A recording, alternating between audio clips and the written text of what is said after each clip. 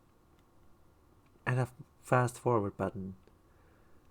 Again, this is just Elden Ring.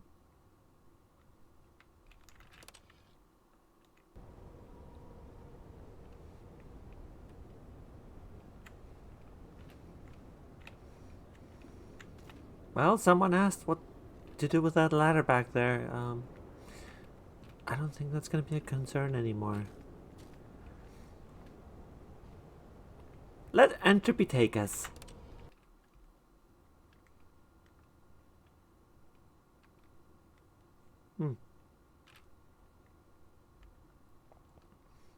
Entropy?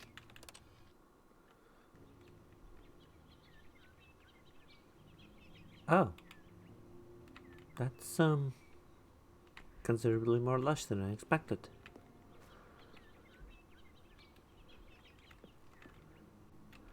Hey, remember the fern that was supposed to be really important later? Is this it? I remember the fern. Did you? That detail was so important, everyone. Here it is. This is the fern. Anyway, I'm already bored. Bye.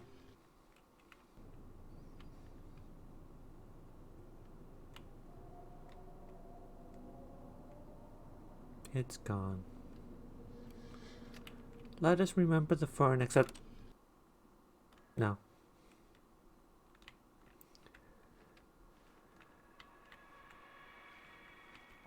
At this point, we're just waiting for the encroaching darkness.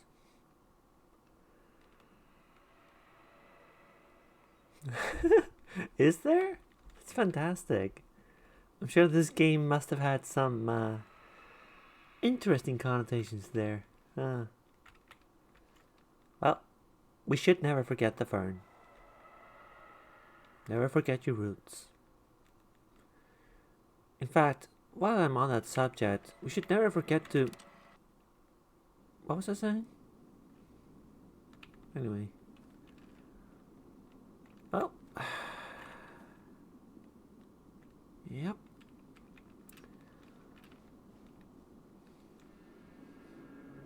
Entropy! It came! Yay! Entropy and the end of everything. So, what was that about open world games earlier? Bad news, everyone. They made Stanley Parable into an open world game.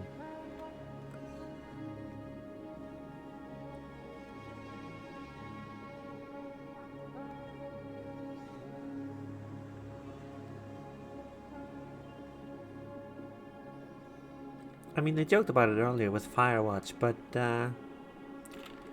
no, we are just straight up an open world game now.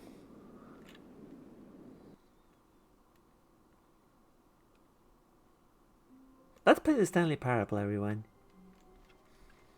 All of his co-workers were gone. What could it mean? Stanley decided to go to the meeting room. Perhaps he had simply missed a memo.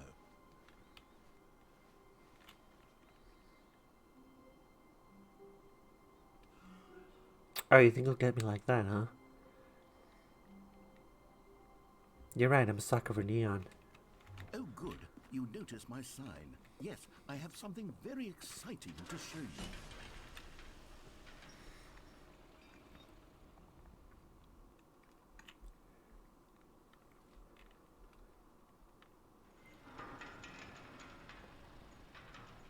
I doubt anyone could hear your coughing from up there, Eve.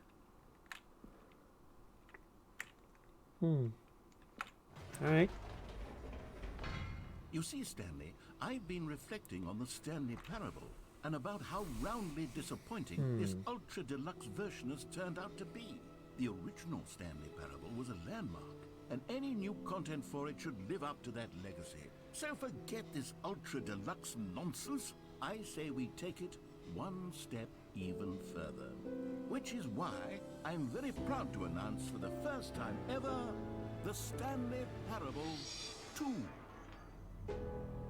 Holy crap.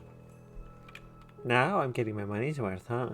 Yes, you see, isn't this far superior to a measly re-release with a few minor additions? Think of all the new territory we'll cover with a fully fledged sequel. An entirely new experience, built from the ground up. Why, there are so many possibilities. It could go in so many different directions. This is what fans have truly been asking for. Okay, I'll give you that one. That was brilliant. That was all the money I paid. That's this. Yeah. Wow, they even updated the computer. Look at that. Look at that. Calling it the Stanley Parable 2 is just so much catchier than Ultra Deluxe, don't you think? Ultra Deluxe? What does it even mean? But the Stanley Parable 2, now that's an artistic statement right there. It's future-oriented. It screams progress and innovation and long-term franchising potential. Look at the new filing cabinets. They really upgraded the filing cabinet technology between games.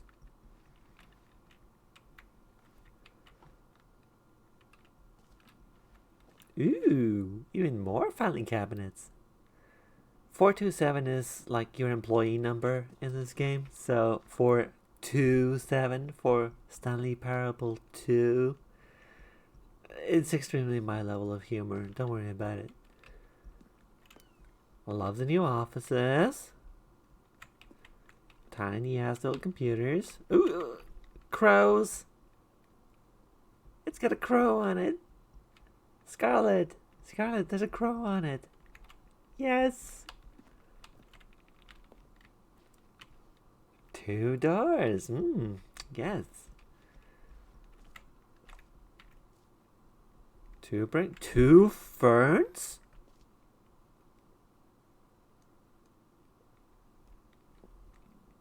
Two ferns? Oh my goodness.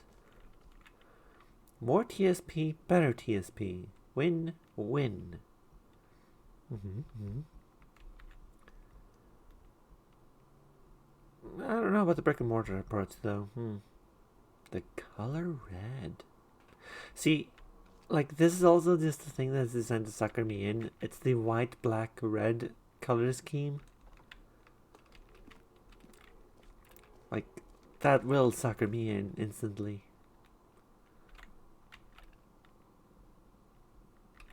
I don't know. I think they should have gone with this one. This is very Call of Duty 1111.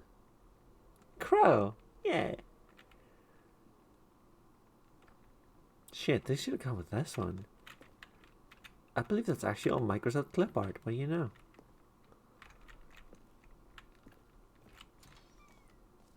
Now, to be clear, I haven't quite nailed down what exactly the Stanley Parable 2 is going to be, but let's take a look at some of the features I've been developing for it. I figure that if I can loosely organize a handful of interesting concepts, that surely the game will sort of naturally spring up around them. It'll all work itself out. Game development is much more of a fuzzy magic than anything scientific or logical, really. Fuzzy magic. Oh, we're developing Anthem now, huh? This is just straight up a take of BioWare, huh? Wow. Wow. BioWare deserves this. Every bit of this. Oh.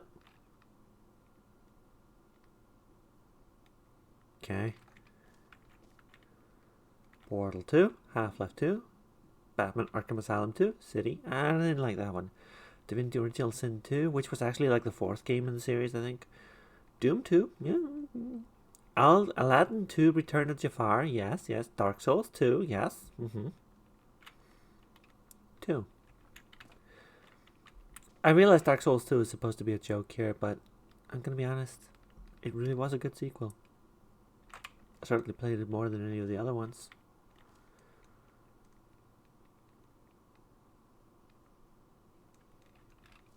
Two.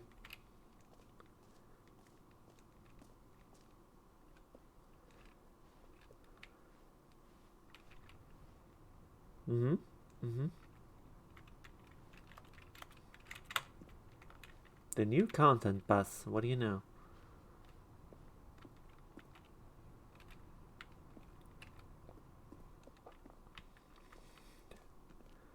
Ooh, dynamic logos. Oh, nice. We're Here we mid are. 2000s Go on, here. try out some of the new features. The reassurance bucket. Neat.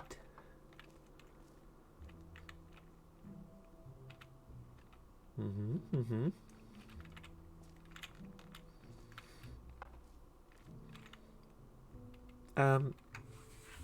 Hold on, where's my phone? Let's see, give me a sec.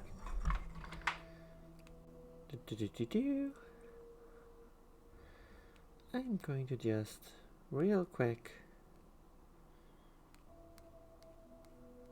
let's see. Scanning up. My camera doesn't really pick these things up on its own. There we go. Barcode scanner. No? No? Oh, hello. Stanley Parable 2. What do you know? Amazing. Perfect. It actually works. Holy crap.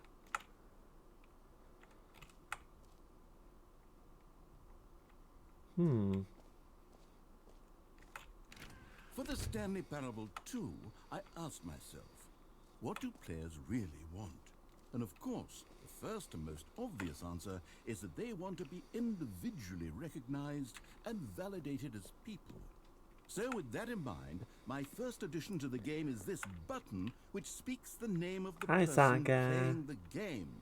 Isn't that wonderful? Alright, let's test this out. Jim. Sorry, I should have clarified. Right now, the button only says the name Jim. But of course, in the final game, this button will say your name, whatever name that is. Here, let's have you role-play as Jim to really simulate the full experience of this feature. Okay. Just play along. I promise you'll love it. Okay, here we go. I'm a Let's dude. take My a name is deep Jim. breath, clear your mind, forget whoever you are, and simply become a person named Jim. I want you to imagine yourself living as Jim, sleeping and waking as Jim, falling in love and being I can't imagine as things, Jim, but okay. seizing all of the world's possibilities as Jim, and as Jim, watching your dreams crumble into dust. Do you feel it deeply? Are you really, truly Jim right now? Yes. If so, then please step forward and press the button. I am Jim. I am Jim. Jim. Wow! Oh, see? What a thrill! What a rush! That was you! The button described you. Do it again. Do it again. Jim. Oh, it hits even harder the second time. If Sublime. this were the only new feature in the Stanley Parable 2, it would still be worth the money. I agree. Let's take a break from the Jim button. I'm too emotionally drained from all of this personal validation. Whoa there, cowboy. Sometimes a person can be too much Jim. I'm putting the Jim button away. Otherwise, soon you'll start to lose all sense of who you actually are. Oh, okay.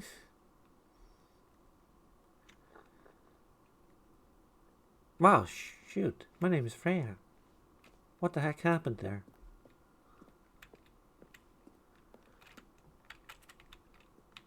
Wild. That was so immersive. What an incredible experience. I suppose I could allow only people named Jim to play the Stanley Parable 2. That would actually save me the work of finishing this feature.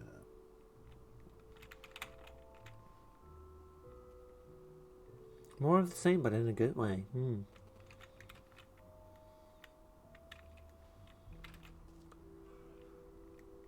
Jump circle. Infinite hole.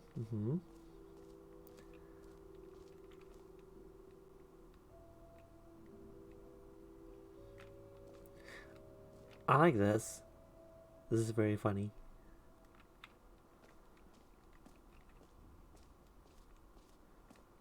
Alright, let's get an achievement, shall we?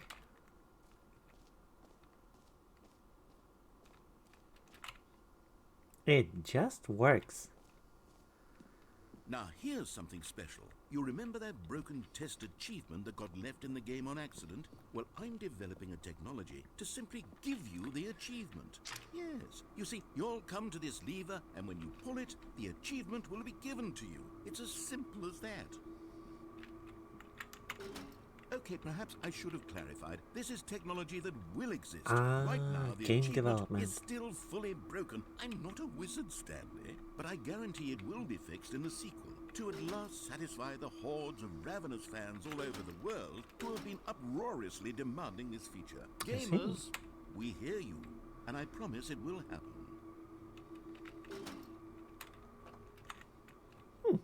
Yep. We gotta give the gamers what they want, right?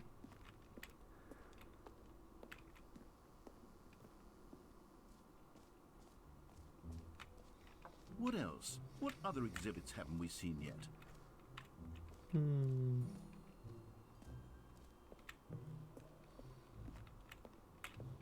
Collectibles. Yeah. Collectibles. Now it's a real video game. In the Stanley Parable 2, you'll run around gathering up these miniature Stanley figurines. And what's truly innovative is that there will be no reward for collecting all of them.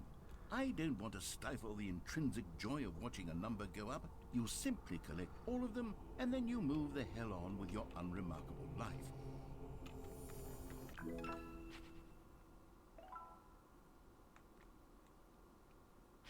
Satisfying.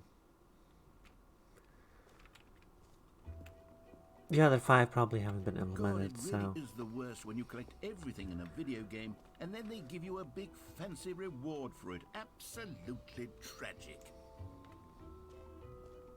Yeah. I want to find the jump circle. Where's the jump circle? Let's see. N. You are here. Okay.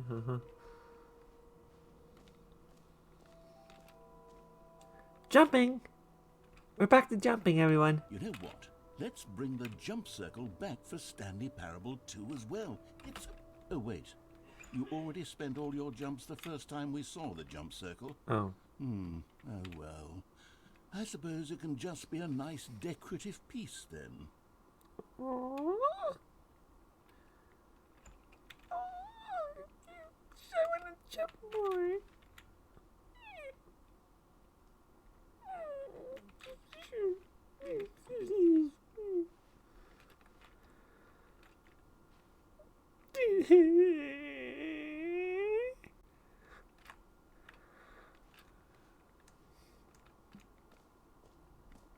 Rude game.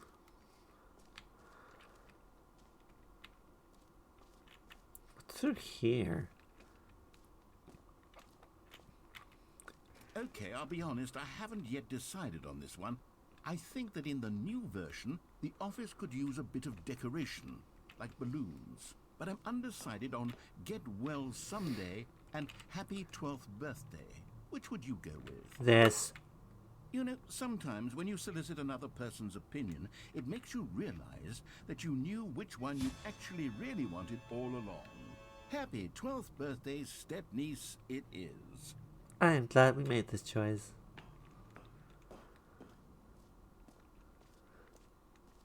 Or actually, maybe I should have gone with... No, I've made my decision, we're moving on. Really? Alright, let's see. Infinite Hole. That was through here somewhere, right? The Infinite Hole. It brims with mystery.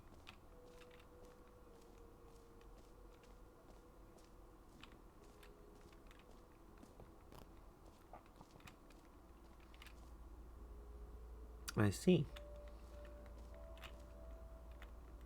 Yes. Oh, alright.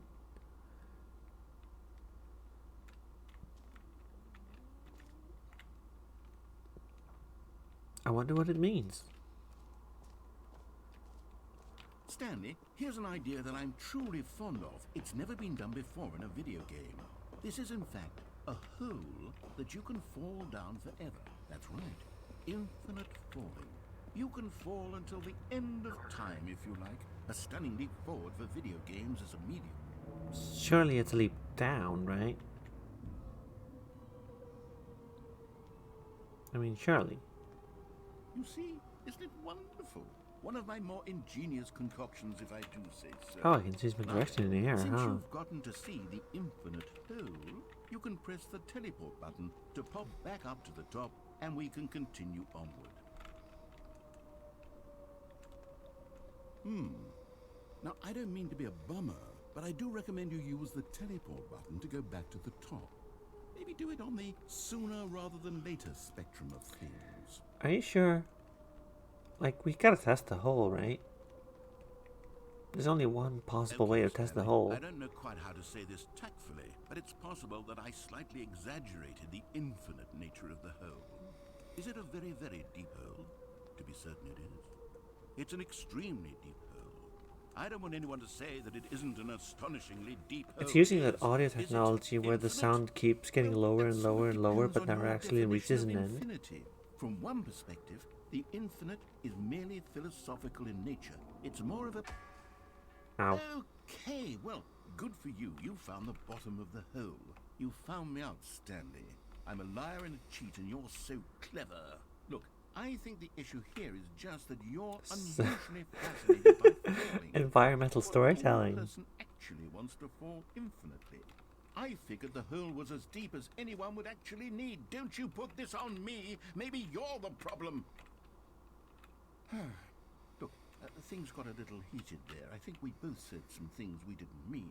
Why don't we just put all this Just behind the us two and of agree us. to just call the hole Can make it if we mostly try. infinite? Just the two If of that us. works for you, then Just go the ahead and press two the of teleport us. button to warp up to the top of the hole and we can move on.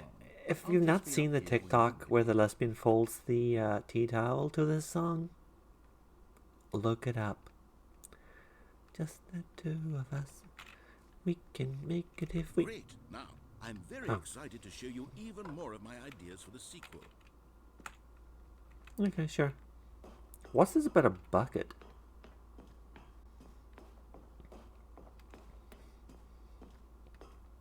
Shit, now I'm thinking about the lesbian folding the tea towel. God, what a good video. I could not tell you how many times I've seen it. It was almost as good as this game. But of course that cannot possibly be true. This game is a masterpiece. Let's see. No, no, no. What's up here? Exit? No, no, no, no, no. I don't want to exit. I don't want to exit. There was something about a bucket.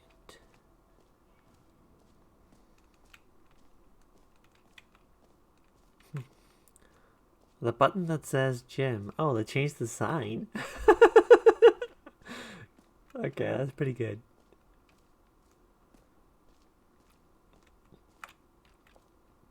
The mostly infinite hole. Yeah, okay. A common complaint of the Stanley Parable was that it was confusing and paradoxical, that it engendered a chaotic sense of reckless despair in those who played it. Well, I'm happy to say that after much consideration, I've engineered a clever solution to this fundamental problem with the game. It's the Stanley Parable Reassurance Bucket. You see, Stanley, anytime you're holding the bucket, a sense of calm and ease will fill your mind and your heart. It's true. As long as you hold on to the bucket, the many disorienting contradictions of the Stanley Parable will feel perfectly normal and perhaps even comforting. You may even come to long for the gentle embrace of jarring cognitive This is dissonance just while the Portal bucket is in your 2. arms. And to be honest, This it's a much is more just Portal convenient 2. solution for me than actually redesigning the game to be less uncomfortable. Can you imagine what a pain in the ass that would be? Yes, the bucket This is just the Portal. perfect solution. Come on, give it a try.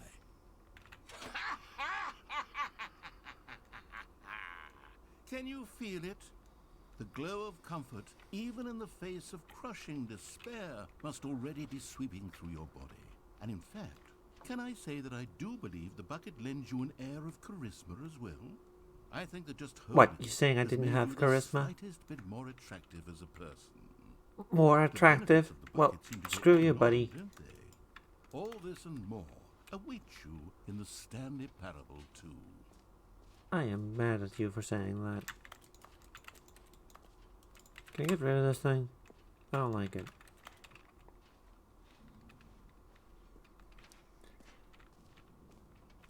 I don't look good anymore.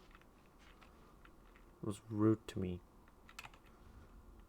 Holy shit, we found a pencil. That's new. We found a pencil.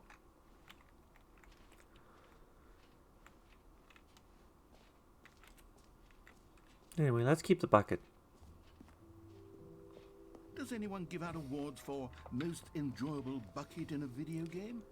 That really should be an award if it isn't already. Oh, they didn't update this one. Ooh. Ooh, they didn't think of all the details. 0 out of 10.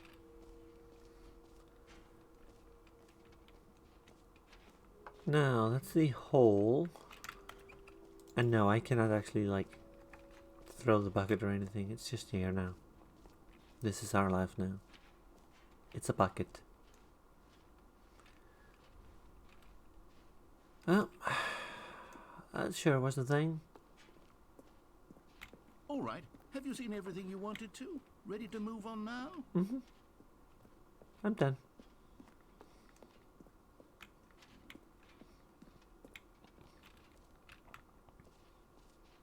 So, Stanley, what do you think? Do you like all of the new features? Yes, I know it's not exactly clear yet how exactly these features will come together as one single coherent video game, but I can feel it in my soul. It's going to Video work. games. There's definitely a good game in there somewhere. Say, let's do an experiment.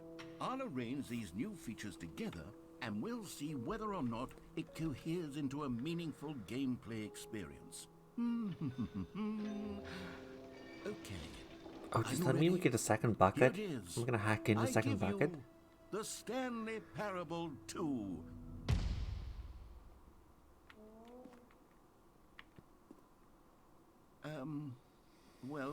I mean, there's potential here, right? It's sort of... Okay, never mind. Hold on. Let me do a different arrangement. Okay, yes. I don't know, I like that one. Can we go back to that one? Here we go. Version 2.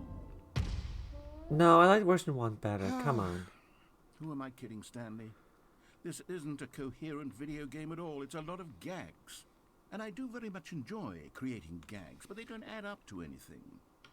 Yeah, it's I true. wanted more than anything to create a sequel that would capture all the magic of the first game. I wanted fans to love it. No matter how good these gags are, they won't stand on their own. They would need the structure and the gameplay of the original. Wait, maybe that's it. I can take the original Stanley Parable and simply, well, insert a few of my new features into it. Tastefully, of course. With respect. With care for the vision and integrity of the original game. They even used the original, like, source engine textures in places. Specifically for the undeveloped title bits. screen that says with bold and uncompromising conviction, this is the Stanley Parable 2. Let me see if I can whip something up. All right, perfect. Go ahead. Take a look.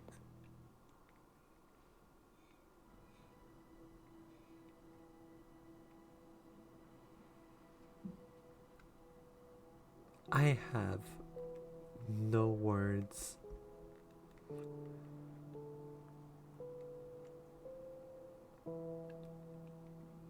Commentary.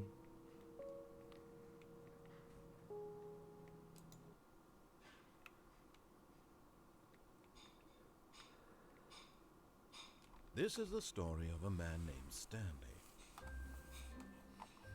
Stanley worked for a company in a big building where he was employee number 427.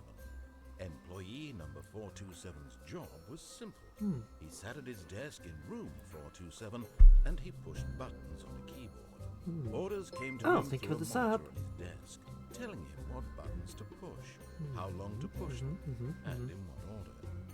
This is what employee 427 did every day of every month of every year. And although others might have considered it soul-rending, Stanley relished every moment that the orders came in, as though he had been made exactly for this job. And Stanley was happy. And then one day, something very peculiar happened. Something that would forever change Stanley. Something he would never quite forget. He had been at his desk for nearly an hour when he realized that not one single order had arrived on the monitor for him to follow. No one had showed up to give him instructions. I do like the call a meeting, balloons. or even say hi. Such a unique addition to Never a sequel. in all his years at the company had this happened. This complete isolation. Something was very clearly wrong. Shocked, frozen solid, Stanley found himself unable to move for the longest time. But as he came to his wits and regained his senses, he got up from his desk and stepped out of his office. Welcome to the Stanley Parable 2, everybody. Let's go play it. All of his co-workers were gone. What could it mean? Stanley decided to go to the meeting room. Perhaps he had simply missed a memo. No matter how hard Stanley looked, he couldn't find a trace of his co-workers. Okay, but seriously, like, Employee 432, what was your job? Staring at a pencil sharpener? There aren't even any pencils in this game. Wait, no, they added a pencil! Employee 432 has something to do! What an incredible innovation! Wow, they thought of everything!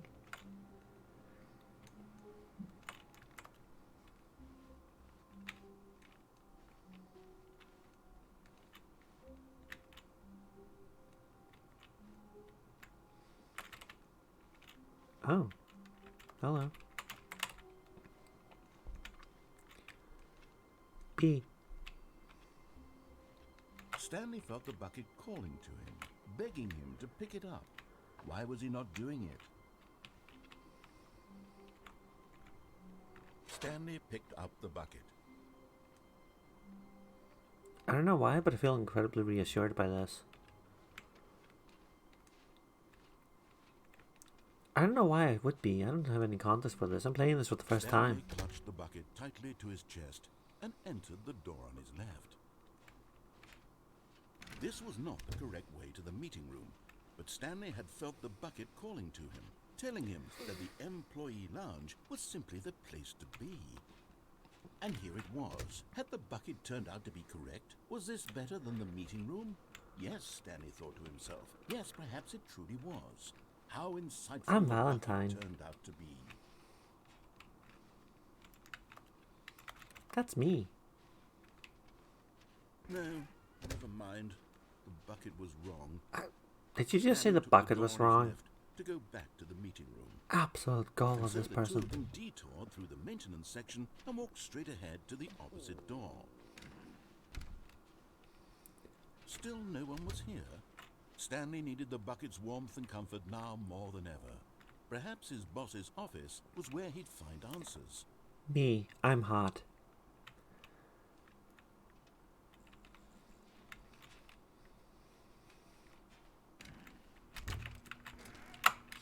Yes.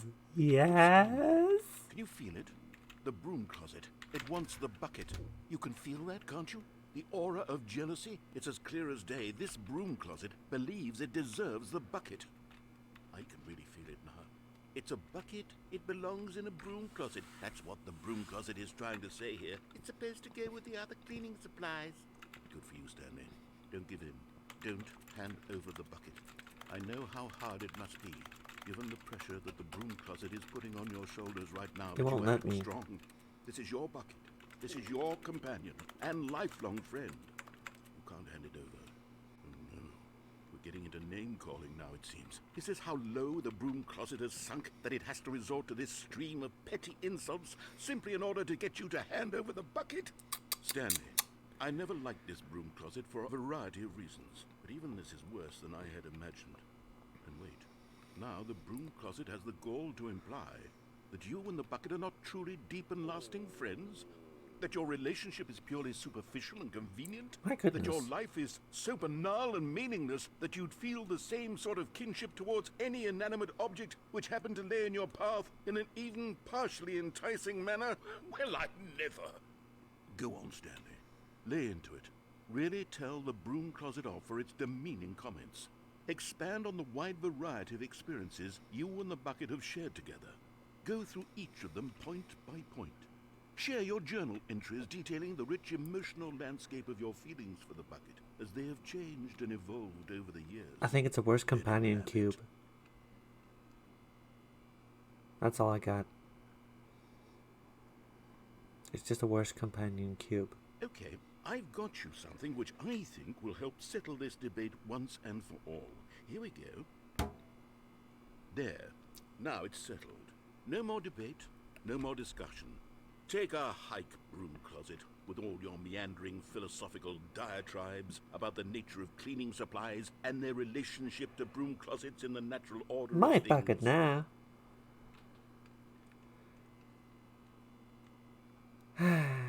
I missed the broom closet. I've got a second sticker back here, and I'm going to slap it on as well because I think it's appropriate. You see?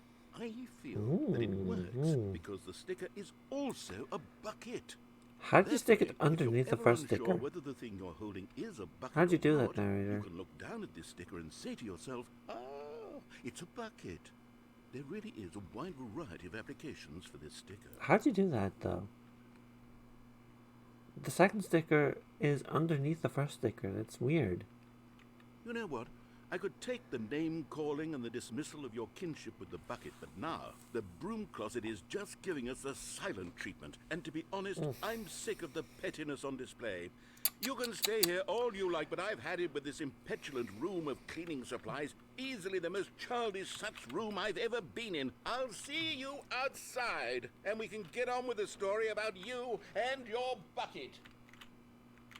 Bye.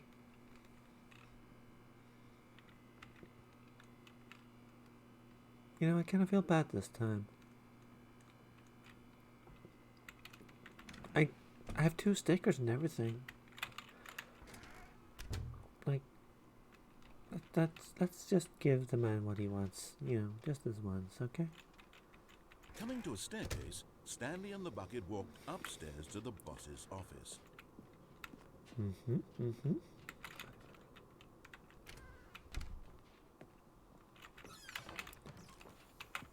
Oh, come on, not even the sequel has mirror technology? What a ripoff.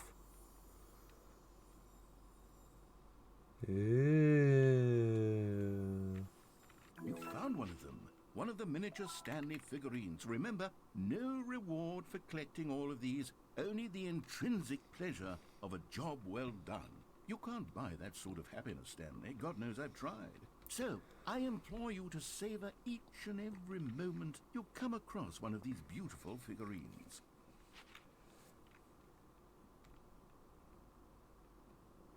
Okay.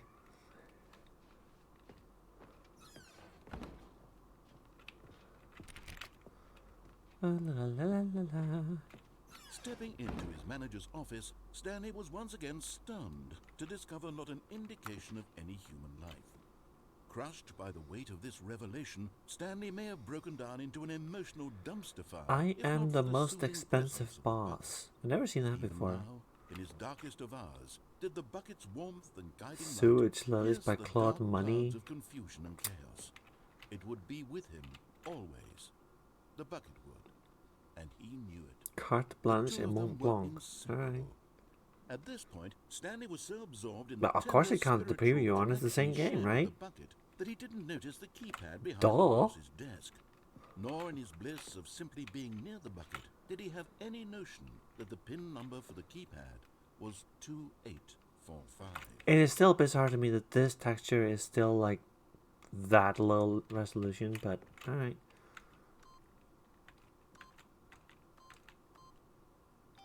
No? Stanley just sat around twiddling his thumbs. Trying to input anything on the device was useless, since he could never possibly know, but Stanley guessed the correct code by sheer luck. Interrupted the Was it that the narrator. bucket Hey. knew all along? Was the bucket guiding him? Yes, this is certainly the most logical explanation. Yeah, buckets are full of wisdom. It's true.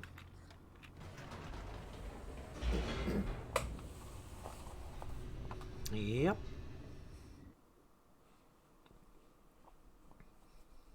The elevator raced downward. plummeting towards an unknown I wonder fate. how many of you have played this game It would be before all and are Stanley just could do seeing to all keep kinds of himself new together, things. if not for the bucket. Soothing him, comforting him, reassuring that in this darkest moment of uncertainty, he would be all right. Absolutely none of the The content bucket was is new here until for I you, walked through the Stanley. door. Everything will be fine. Except for the Firewatch and the racing game. Should I? No, no. Should I? No. Should? No, no, no, no, no. That was new. Stanley and the bucket walked straight ahead through the large door that read, Mind Control Facility.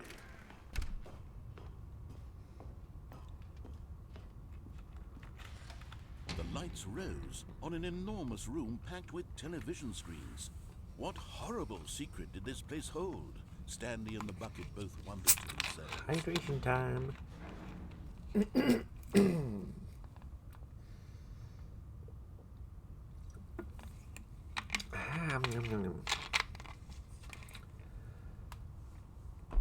Oh yeah, the bucket is giving me like all kinds of reassurance about this.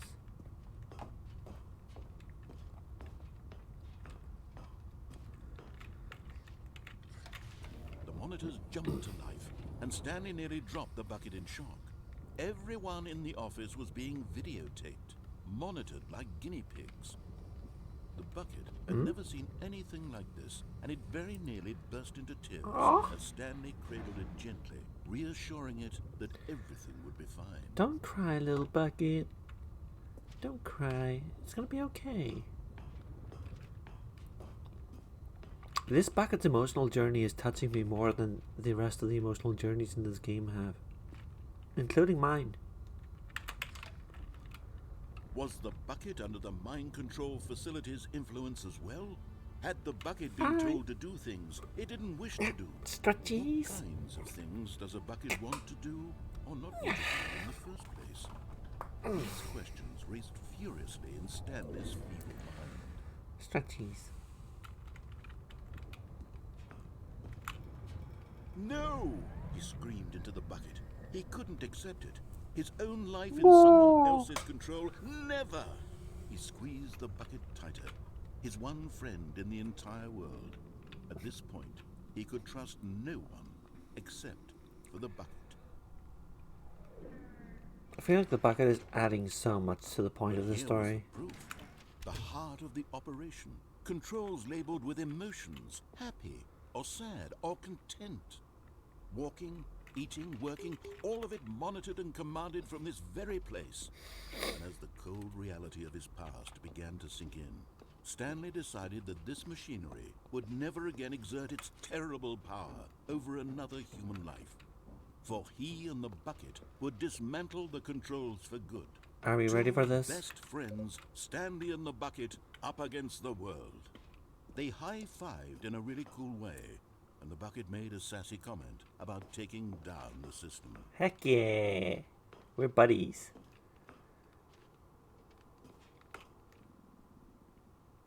Let's find meaning in this universe, everyone. With a bucket. Stanley and the bucket waited in blackness. Was it over? Yes, they had done it. Stanley and the bucket had defeated their greatest and darkest enemy, freed themselves from the tyrannical grip of the evil mind control machine. Freedom was now mere moments away. Excitedly, the two of them began to discuss the kind of life they wanted to live once they stepped through this massive door. The bucket wanted to learn to roller skate. Stanley wanted to sneeze in every country on Earth. Both of them wanted to begin watching a movie, any movie, but then stop it halfway through and begin watching it in reverse from the end. True, it was a simple life they envisioned, but it was one they'd lived together, with one another to lean on, to trust, to support, and... What? Wait. Wait. What was happening? Hey. Why had the door stopped? No. Was Stanley and the bucket not about to be free? No. An unbearable silence filled the room, lingering in uncertainty, until finally the truth hit Stanley square in the face. This building did not want the bucket to leave. Even the facility itself recognized the incredible calming presence of the bucket. needed the soothing warmth of the bucket. Would go to any lengths not to part with the bucket. No. Stanley can't leave this place. Not while he has such a precious bucket in his arms. Not while this building has anything to say about it. Stanley realized he would never again leave this very room. But at least he has the bucket. To be trapped eternally in darkness isn't really so bad, Stanley thought to himself. As long as I have my bucket with me, right? I'll be okay, won't I? Stanley gulped. Very soon now, he was about to find out.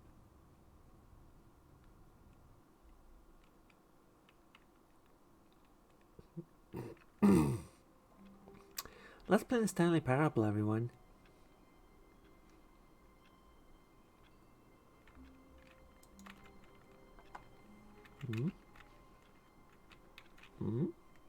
All of his co-workers were gone. What could it mean? Stanley decided to go to the meeting room. Perhaps he had simply missed a memo.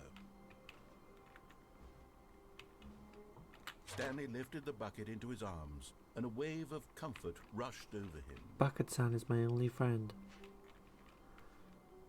Stanley clutched the bucket tightly to his chest and entered the door on his left.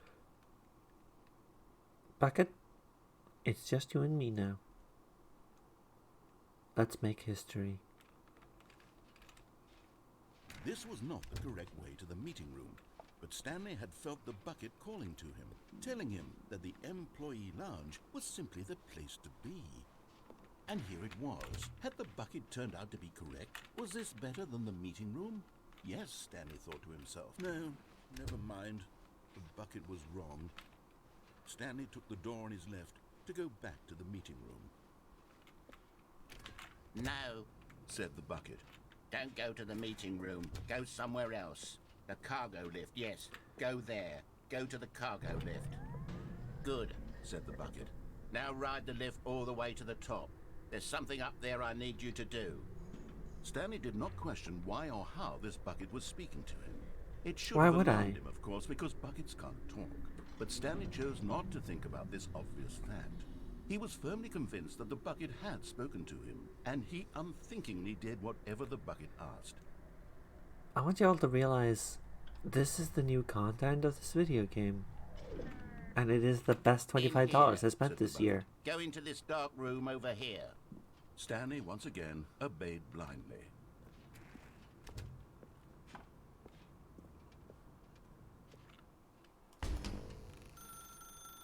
Now pick up the phone, said the bucket. Pick up the phone and it will take us back home, where we can go about life together.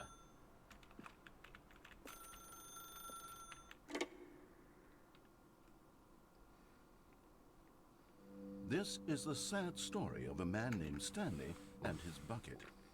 Once upon a time, I gave Stanley a bucket because I thought he was lonely and could use a friend.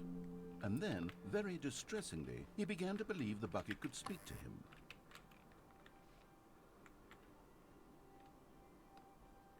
The beige pages? Jeez.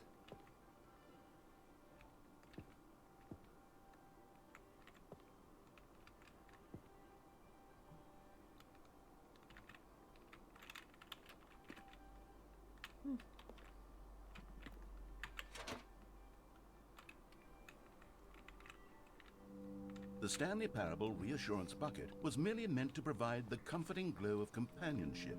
It doesn't literally talk and give you orders. Whatever Stanley is hearing the bucket say to him is just in his head.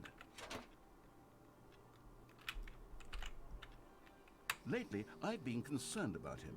Wouldn't you be concerned as well? To see him delusional like this, obsessing over an inanimate metal object? I want to say something to him, but I don't know how I can convince him. I don't know if he'll listen to me. No, I trust the bucket more than I trust you, though. Oh, I'll try anyway. Stanley, can you hear me? Listen to me. It's just a bucket. It can't think, it can't talk.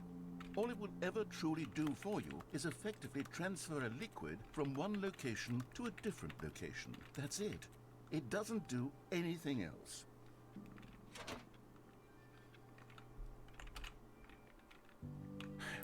You see, he's not listening. He's still taking orders from the bucket. You know, once upon a time it was me he took orders from. Me he trusted and listened to. Now all he cares about is this awful bucket. This stupid hunk of metal. Yeah. Yeah. This reminds me of the bucket, that's why I got it.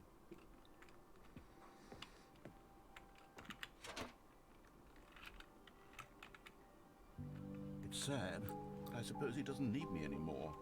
From now on, he's just going to cling to this bucket, this cold, empty bucket, this sort of shiny bucket.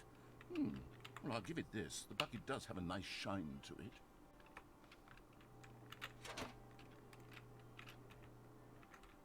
Yes, I suppose on closer inspection that it doesn't quite look like your average hardware store bucket. It's just a little more, what am I trying to say? Sturdier, more capable of transporting liquid. Like it would be better at moving an amount of water from one room to another. It gives me joy and meaning. Oh my God, what am I saying? Better at carrying water from room to room. It's a bucket. It's literally just a bucket. Why do I feel some need to point out the ways in which it's so much more than just a regular bucket?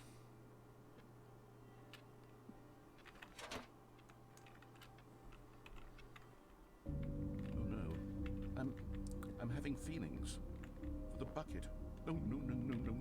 What's going on? Why do I want to be with the bucket? Romantic lighting. Hear what the bucket has to say. The bucket has Do been anything it surprising asks. us. What's wrong with me? I don't understand. Perhaps if I had the bucket, this would be less confusing. Yes. The bucket Nice. could tell me what to do. What in was this that you said? troublesome Just situation. bucket? Come on, baby. Stanley, give me the bucket. Give it to me. Give me the bucket, Stanley. I need it. Give it to me now. Give it, or I'll... No.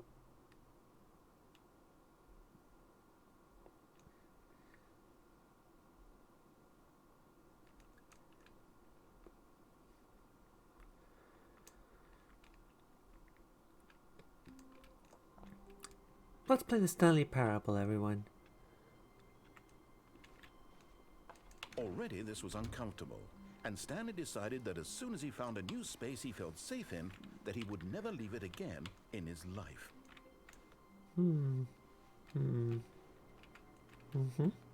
Yes.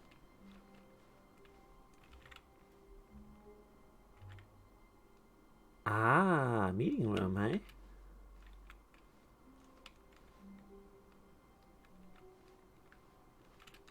The confusion and the chaos all seemed to melt away as Stanley embraced the bucket. Bucket.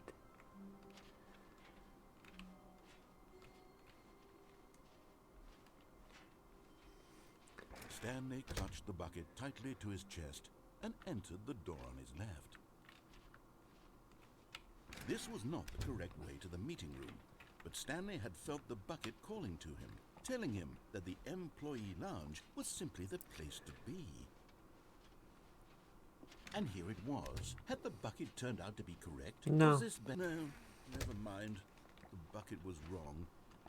Stanley took the door on his left to go back to, and so the two of them detoured through the maintenance section and walked straight ahead to the opposite door.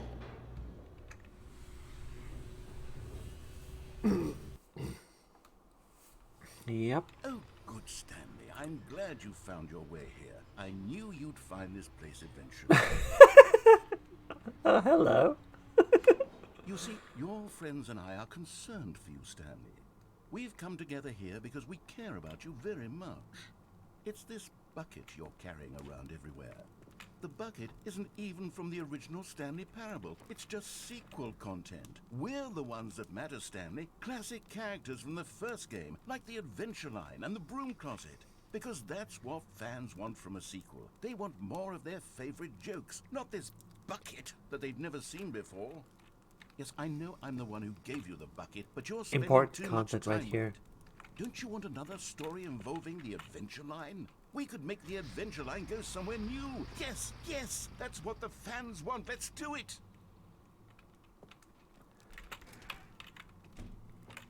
Okay, but can I stay here?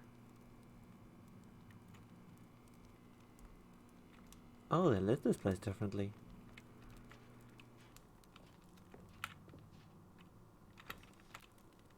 I don't actually like this baby. Doll wife is hot though. Whee! Look at that wacky line. Who knows where it'll go off to next? Oh, and it played some silly music as well.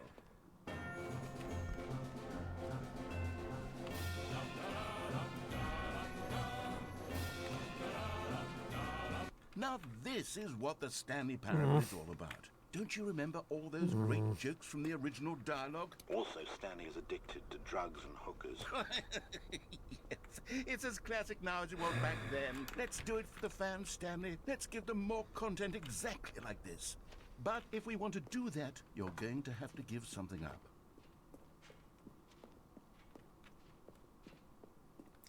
That music did not last long enough for me to give up on this bucket, you realize? Don't you get it, Stanley? We need to get rid of the bucket. That's why I'm very proud to introduce a brand new character. This is the Bucket Destroyer. I think it'll make a wonderful new addition to the rich lore of the Stanley Parable. True, it also was not in the original game, but it's such a well-fleshed-out character with so much personality that to me it already feels as though it's been part of the cast all along. Don't you agree? I don't know. Can you guess what the Bucket Destroyer does? Surely you don't need me to spell it out for you. Go ahead now, Stanley. Say goodbye to the bucket, and then pop it into the machine when you're ready. Hold on, let's see. Now listen to me. It's crucial that you give it the bucket. I don't know what the Bucket Destroyer will do if it can't destroy your bucket. Destroying buckets is all it knows. That is its singular personality trait. Sure, I can hear you saying, how does a character with only one personality trait deserve to join the pantheon of beloved Stanley Parable characters? Well, you see, if you were to really explore the Bucket Destroyer, you would see that its desire to crush buckets is so densely loaded with complexity and nuance that it's really like 10 personality traits. What other object in this game can you even say that about? The bucket. broom closet? Certainly not. I wonder what sort of Bucket Destroyer merchandise the fans will be clamoring for after this. Okay, the Bucket Destroyer is getting very upset now. You'll have to hurry and feed it. We can't get back to the classic Stanley Parable characters like the Adventure Line or the Bucket Destroyer until you crush that damn bucket. Quickly now, the fans are waiting. Do it, the fans, Stanley. Give the fans what they want. Hurry and... Poof.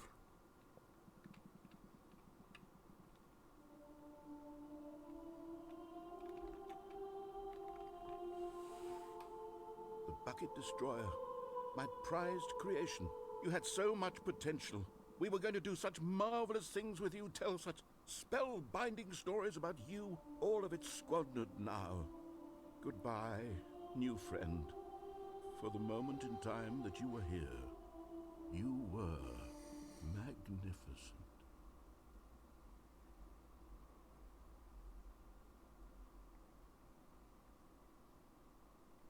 F's in chat. Hello, Scarlet. You just missed the Bucket Destroyer. What a magnificent character that was. Anyway, let's play the Stanley Parable. All of his co-workers were gone. What could it mean? Stanley decided to go to the meeting room. Perhaps he had simply missed a memo. Warmth spread through Stanley's arms. With the bucket in his arms again, he was home. Oh, I highly recommend it. Every single bit of this has been wonderful. Absolute journey.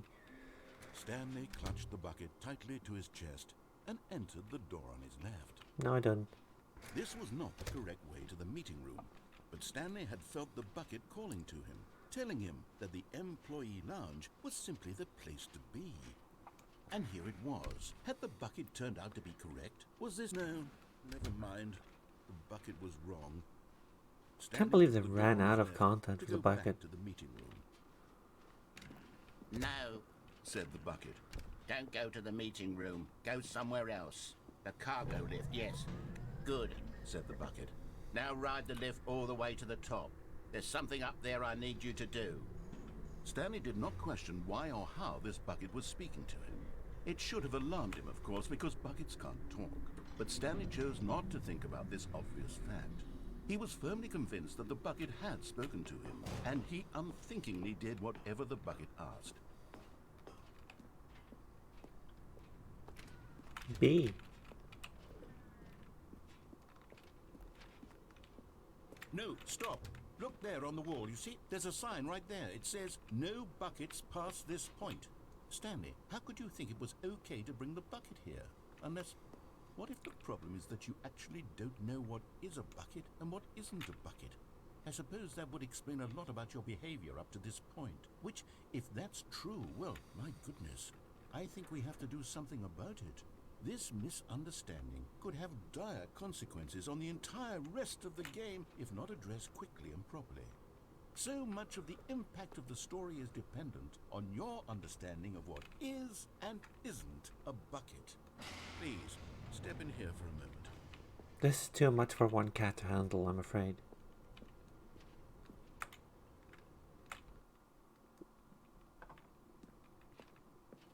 Now then, I'm going to run you through some test scenarios, and you'll tell me whether or not the thing I'm showing you is a bucket. Simple enough, right? This should tell us everything we'll ever need to know about what is or is not a bucket. Okay, let's begin. Item 1. Is this a bucket? Incorrect. It is a hologram of a bucket, not an actual bucket. Says in this pan bucket. I see. Item 2. Is this a bucket? Correct. It is a 3D printed recreation of a bucket, not an actual You don't bucket. get me twice.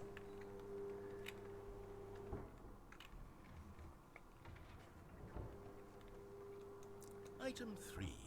Is this a bucket? Yeah, sure, why not? Correct. This is a bucket.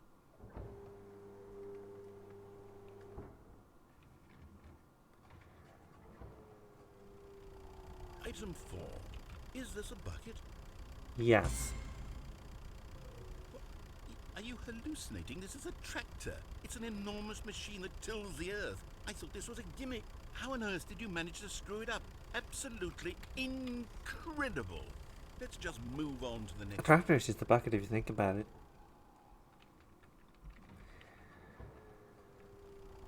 Is this a bucket? Correct. This is a bucket. See? Told you.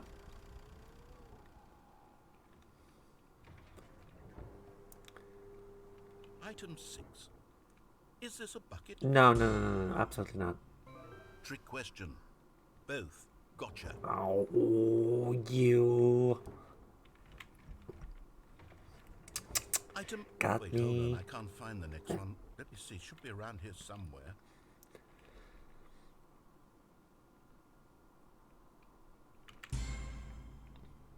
Yes. Thank you. There's nothing here. Of course You it can't isn't a catch me bucket. like that. We both know full well that nothing isn't a bucket. Wait, when I say nothing isn't a bucket, that makes it sound like I'm saying everything is a bucket, which of course is not true. Unless, is that what you think? Answer me straight, Stanley. Are you trying to tell me that you believe everything is a bucket? Yes, yes, yes, yes, yes, yes. You know what? I'm too confused to even sort it out. I've lost all sense of perspective. What is a bucket? What isn't a bucket? Mere moments ago I could answer these questions with confidence. And yet now I'm somewhat adrift. Do any of us know what a bucket is? Am I a bucket? Yes. Stanley, I can't keep doing this. I'm losing myself, and myself was all I ever had to begin with. I'm afraid the bucket is threatening to tear our relationship apart. I can't have that. I'm sorry. But I'm going to What? erase all buckets from the game entirely. No, no. Okay. Wait, no, Here we wait, go. no, no, no, no.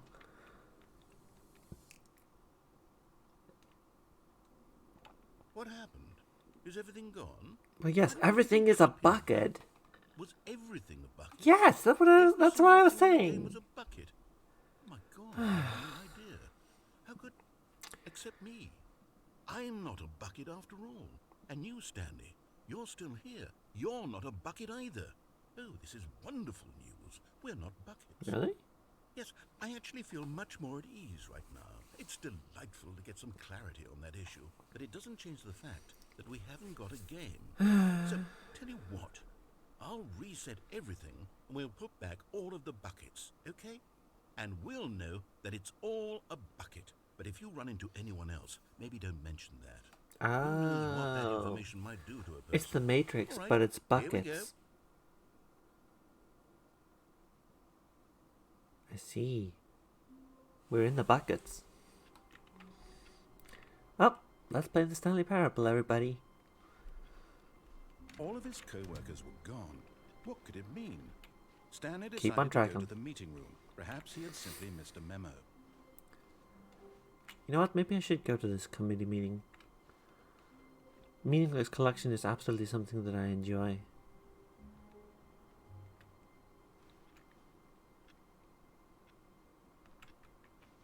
Well, I mean, I can't just... Like,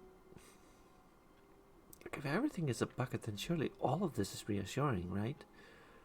All of this is reassuringly familiar. Then surely I don't need a bucket of reassurance if the entire game is a bucket and is reassuring, right? Surely I don't need the, you know... Stanley picked Anyway. up the bucket and smiled. He'd never be alone again, not truly alone, not with the bucket around. Stanley clutched the bucket tightly to his chest and entered the door on his left.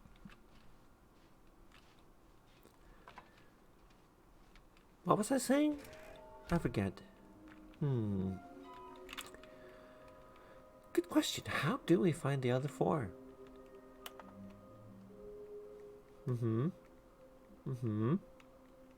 No memo for management. Jeez. Well, this bucket now symbolizes reassurance, surely. Like, this is a deeply symbolic game now. 416, huh? Red room? Maybe we are the collectibles. Shut the frick up. Employee 416. Alright. What do they want? How many? 6.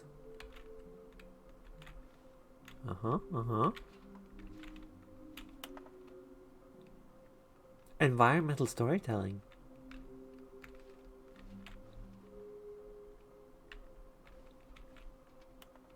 Warehouse access plan.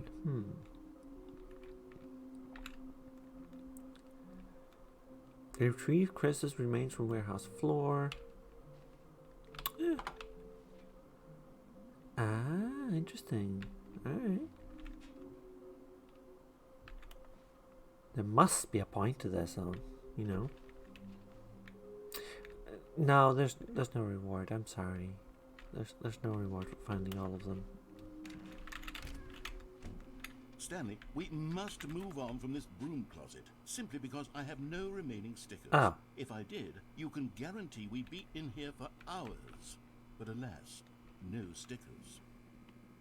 I mean, I've already been in here for hours. In this bucket. Because this entire game is buckets, we've established this. I have spent several hours in a bucket.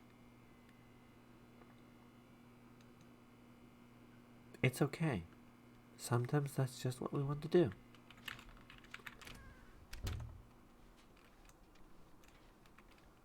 Coming to a staircase, Stanley and the bucket walked upstairs to the boss's office. Another miniature Stanley figurine. This, you know, there really must be a snappier name for these things. What about mini-stands? Stanley figs? Or what about Stanlerines? Yes, I think I like that. Another Stanlerine under your belt. I don't like it. That was a bucket, alright? That was just a bucket. We just collected another bucket. But Stanley just couldn't do it. He considered the possibility of facing his boss, admitting he had left his post during work hours. He might be fined for that. And in such a competitive economy, why had he taken that risk? All because he believed everyone had vanished? His boss would think he was crazy. And then, something occurred to Stanley. Maybe, he thought to himself, maybe I am crazy. He looked down at the bucket in his arms. Am I crazy? He asked the bucket. The bucket returned his gaze, but said nothing at all. That's strange, Stanley thought. Usually the bucket is a source of guidance and wisdom for me in difficult times such as these. He held the bucket close, yet felt none of its familiar reassurance and comfort. And that's when Stanley realized, this isn't my bucket. It's just a normal, everyday bucket. Someone else's bucket, perhaps. How did I end up with someone else's bucket? This is all terribly wrong. Surely no good would come from this. Who knows what sorts of bizarre hallucinations Stanley might experience without the psychologically grounding presence of his bucket. And indeed, now he noticed that the rooms were repeating, which was, of course, very odd. Now he felt himself floating off the ground. Oh, gracious, he exclaimed. Without my bucket, I've gone truly mad. Oh no! Where is it? I must find it. Oh no! Far off in the distance now, he heard it, calling to him. Stanley! Stanley, it's me! The bucket! Where's my Could it bucket? truly be? He rushed forward from room to room, passing by one bucket after the next. None of them were his. None of them were his special bucket. Come to me, Stanley! Find me! He had to find the bucket. He had to return to his old friend. It was the only way to truly restore his sanity. And then suddenly, he froze dead in his tracks. He knew where the voice of the bucket had been coming from. The real bucket was inside of him all along. Oh It was no! incredibly painful. Stanley doubled over in agony and blacked out.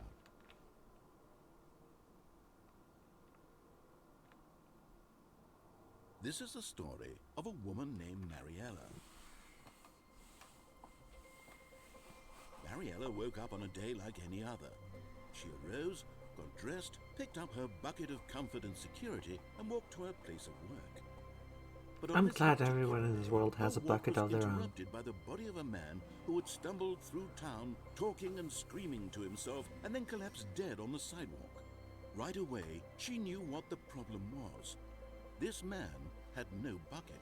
Of course, he'd gone mad, ranting and raving about a narrator describing all of his actions and how everything is predetermined and free will is an illusion and it's all just a video game. It could all have been prevented if only he'd taken his bucket with him. Always bring your Perhaps bucket. He didn't even realize he'd forgotten his bucket at home in the first place. How cruel the world can be, Mary. And she hugged her own bucket even tighter. But of course, she had no time for this. There were a myriad of confusing problems she would soon have to confront at work, for which her bucket would provide absolute guidance and total clarity on everything. Heck yes, she thought to herself, my life kicks ass.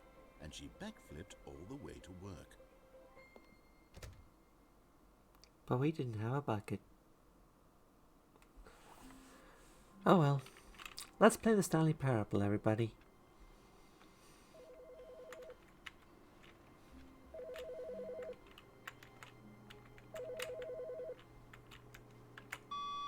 Hello. This is a recorded message scheduled either by you or a person in your place of work. The purpose of this message is to warn you about the dangers of recorded messages. If at any time you believe you are listening to a recorded message, please terminate it immediately and cease all flow of information from the recorded message into your perceptual sphere. Thank you, and have a pleasant day. Okay. Prank calls. The Bucket. good old bucket. Just Stanley and the bucket, off on another thrilling adventure together.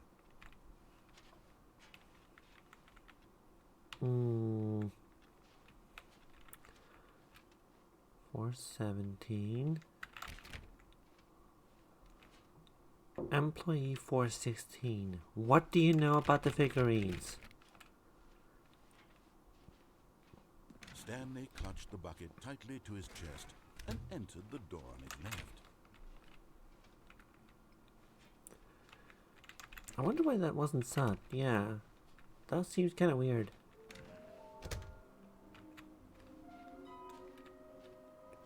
You know what? That thing was having no bucket. It depressed me a lot, you know?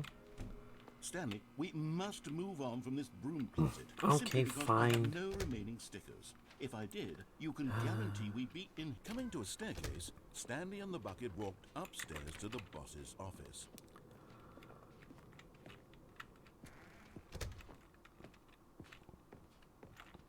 Stepping into his manager's office, Stanley was once again stunned to discover not an indication of any human life. Crushed by the weight of this revelation, but Stanley guessed the correct code by sheer luck.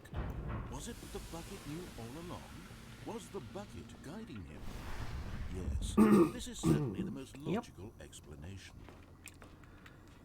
Okay, Oh, I'm getting hi. back to the name of these little Stanley figurines, and now I'm torn between Stanlerines and Figlies. Ooh, Figlies. What name better encapsulates the intrinsic sense of happiness that you get from seeing a small number in the corner of your screen go up by one? Definitely Figlies. Excellent. I'm sure it will come to Definitely me. Figlies. Come on, let me... Oh, come on. Ugh.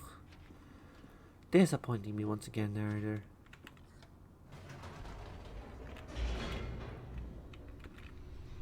It's like Figma. Or Gunpla. But Stanley.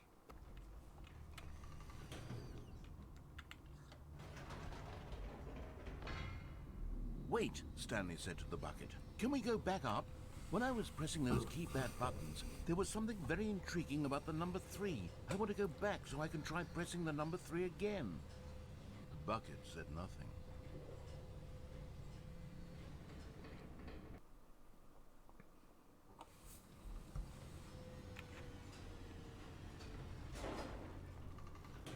Yep. Yep. Here we are, said Stanley. Now I'm going to try out that number 3 button.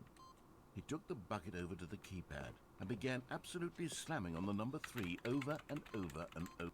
Well, he said, the number 3 is such a special button. I'm having the time of my life. Stanley looked expectantly at the bucket, but the bucket remained silent. This was a shock to Stanley, who had always felt such a connection with the bucket. How was this not as exciting to the bucket as it was to him? Once Stanley had had enough of the number 3, he got back in the elevator.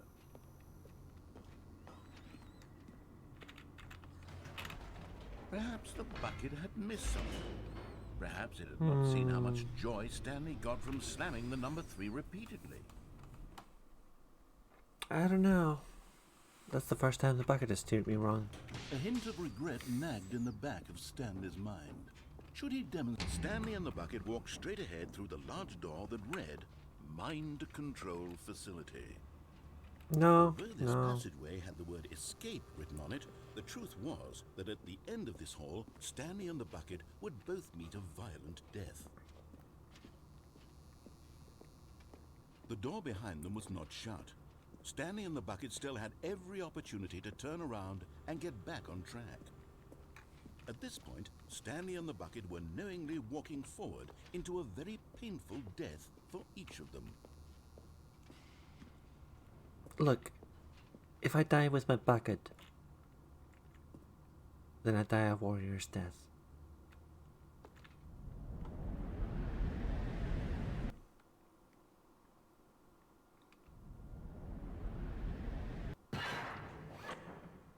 Cowards.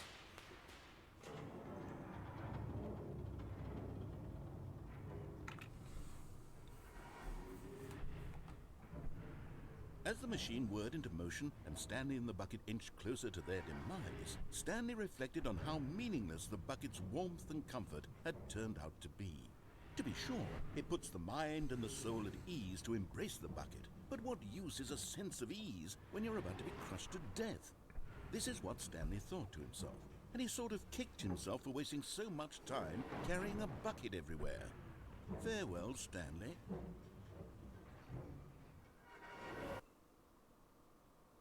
Exactly, "Farewell, Hatchet. Stanley," cried the narrator, as Stanley and the bucket were led helplessly into the enormous metal jaws.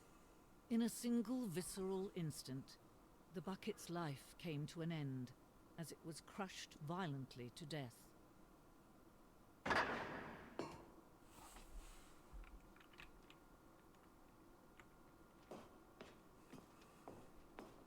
Hey, it's missing the 2 at the end. It was a shame, the death of such a magnificent bucket. It's true that all buckets are radiant in their own way, but this one stood above the rest. It was a glorious bucket to behold. Where'd my bucket go? My bucket.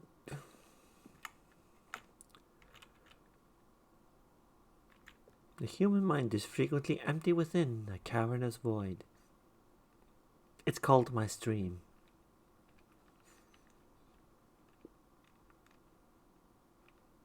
Empty, no thought, no thinking aloud.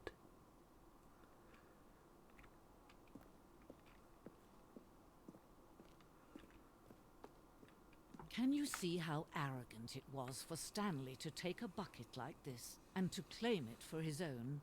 Can you see the hubris that blinded him?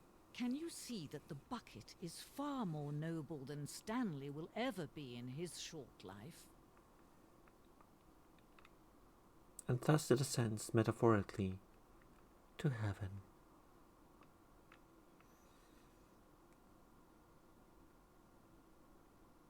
Oh, looks like they ran out of line. Alright.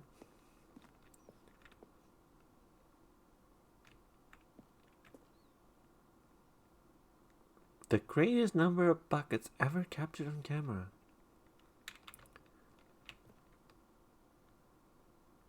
Precisely 25.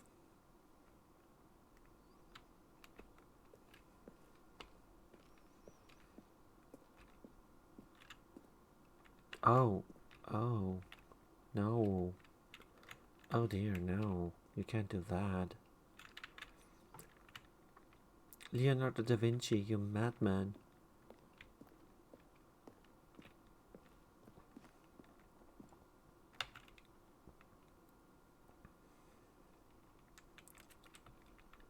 The Inferno bucket.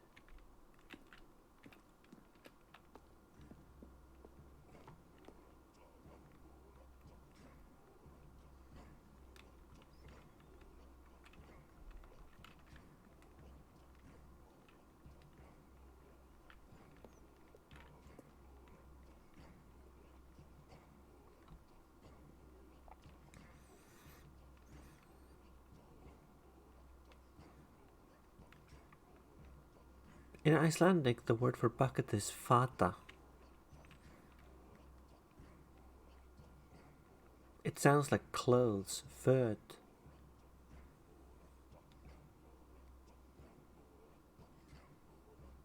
Fata is very close to fate. The bucket is our fate.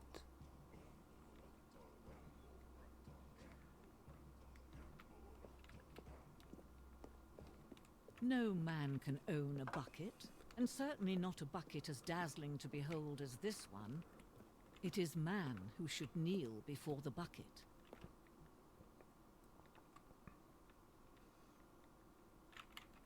And yet, we must strive for the bucket. Oh my God.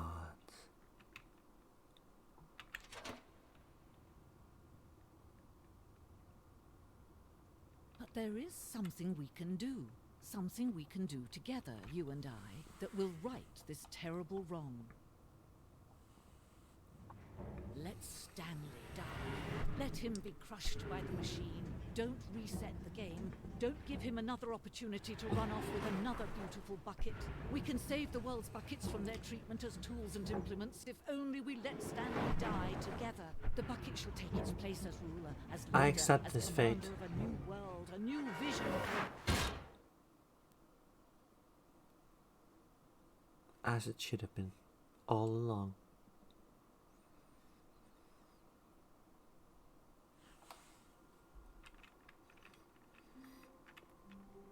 Oh, let's play the Stanley Parable, everybody. Neat. The meeting room. Yes, that's where everyone would be. Stanley just needed to get to the meeting room, and from then on, he would never be alone ever again. Where are we going today? The bucket asked. Stanley just smiled. Anywhere they went together would be perfectly fine with him. Stanley clutched the bucket tightly to his chest and entered the door on his left.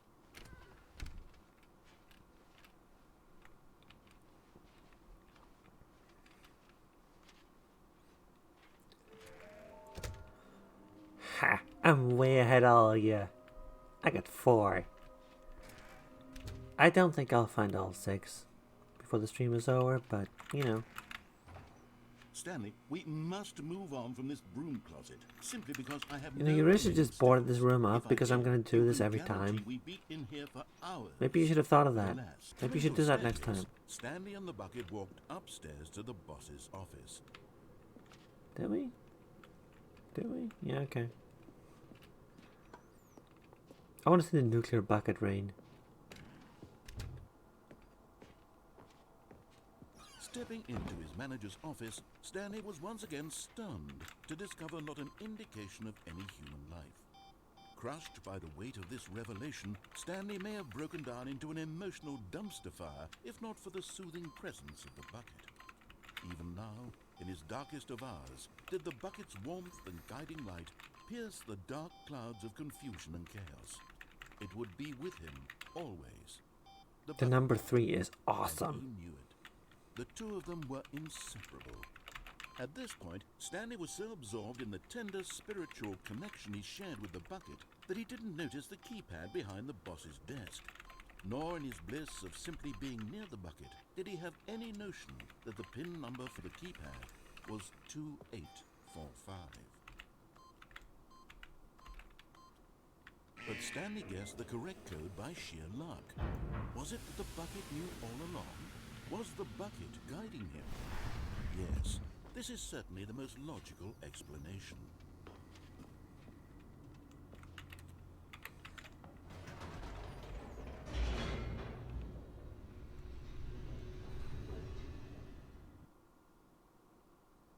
Comedic callbacks are very funny, you know.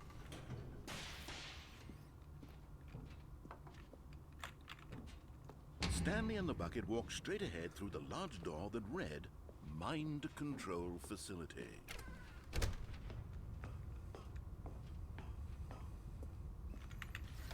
The lights rose on an enormous room packed with television screens.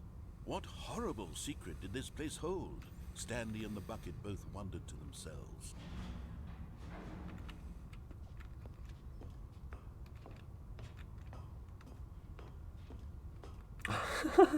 Wow, that must be getting pretty bad after a while, huh? Huh, Georgina. I hate days, it's true. I also hate days.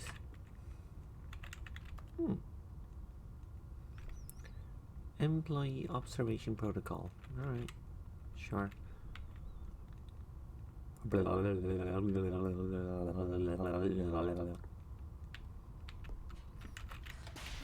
monitors jumped to life, and Stanley nearly dropped the bucket in shock. Everyone in the office was being videotaped, monitored like guinea pigs.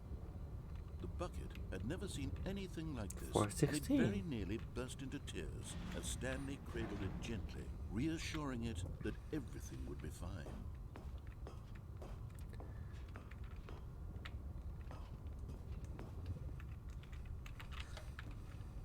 Was the bucket under the mind control facility's influence as well? Had the bucket been told to do things it didn't wish to do? What kinds of things does a bucket want to do or not want to do in the first place? These questions raced furiously in Stanley's feeble mind. Does a bucket even want to hold liquid? No! He screamed into the bucket. He couldn't accept it.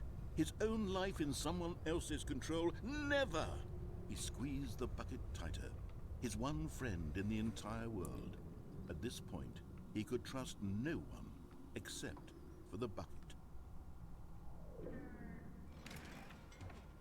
But here was the proof. The heart of the operation. Controls labeled with emotions, happy or sad or content. Walking, eating, working, all of it monitored and commanded from this very place. And as the cold reality of his past began to sink in, Stanley decided that this machinery would never again exert its terrible power over another human life. For he and the bucket would dismantle the controls for good.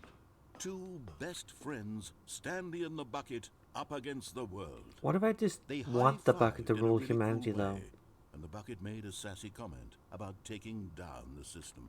Like, what if I just... But at the last second, the bucket jumped in and pressed the button to turn off the Betrayal! controls. Stanley gasped in horror. Had this been the bucket's plan all along? To take over the machine and claim the power for itself? How could the bucket have betrayed him like this? Stanley was prepared to throw the bucket away in disgust when suddenly an image appeared upon the enormous screen. Birds. Silly, silly birds. The control buttons became active again.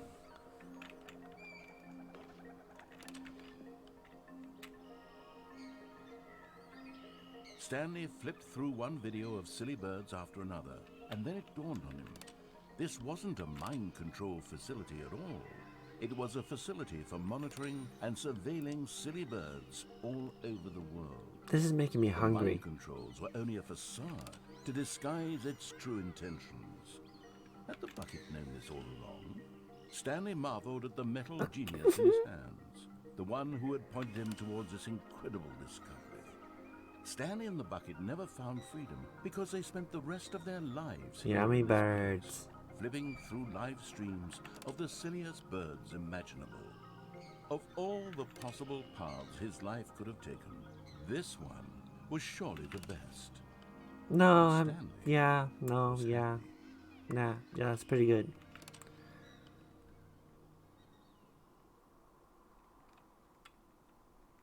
Bird. Let's play the Stanley Parable, everyone. All of his co-workers were gone. What could it mean? Stanley decided to go to the meeting room. Perhaps he had simply missed a memo.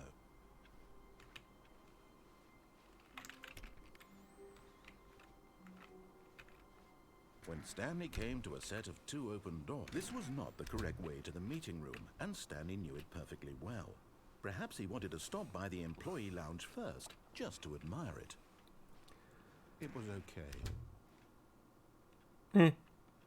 Yeah. But eager to get back to business, Stanley took the first open door on his left. I wish I had a bucket. A bucket Stanley would was make so this bad at bearable. following directions, it's incredible he wasn't fired years ago.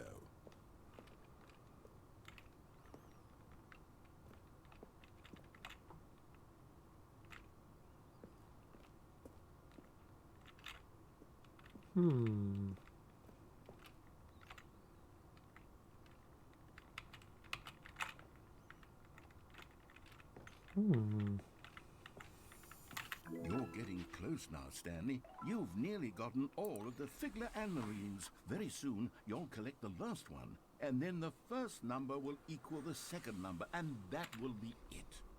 We'll be different people by then.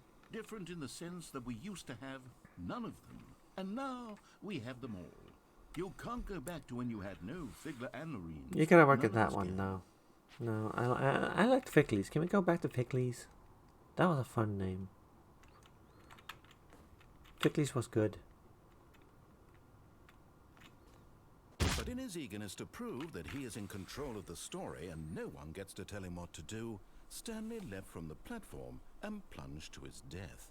Good That job, was it. Stanley. That's all I wanted. Everyone thinks you are very powerful.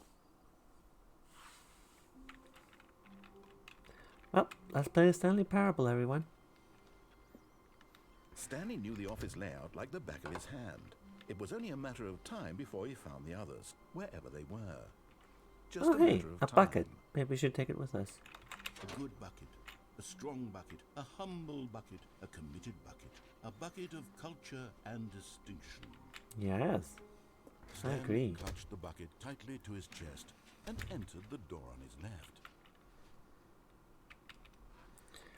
Now then, let's do some more meaningless bullshit. We did this, except for the Chris's remains. We can just ignore those. Some were both red and blue.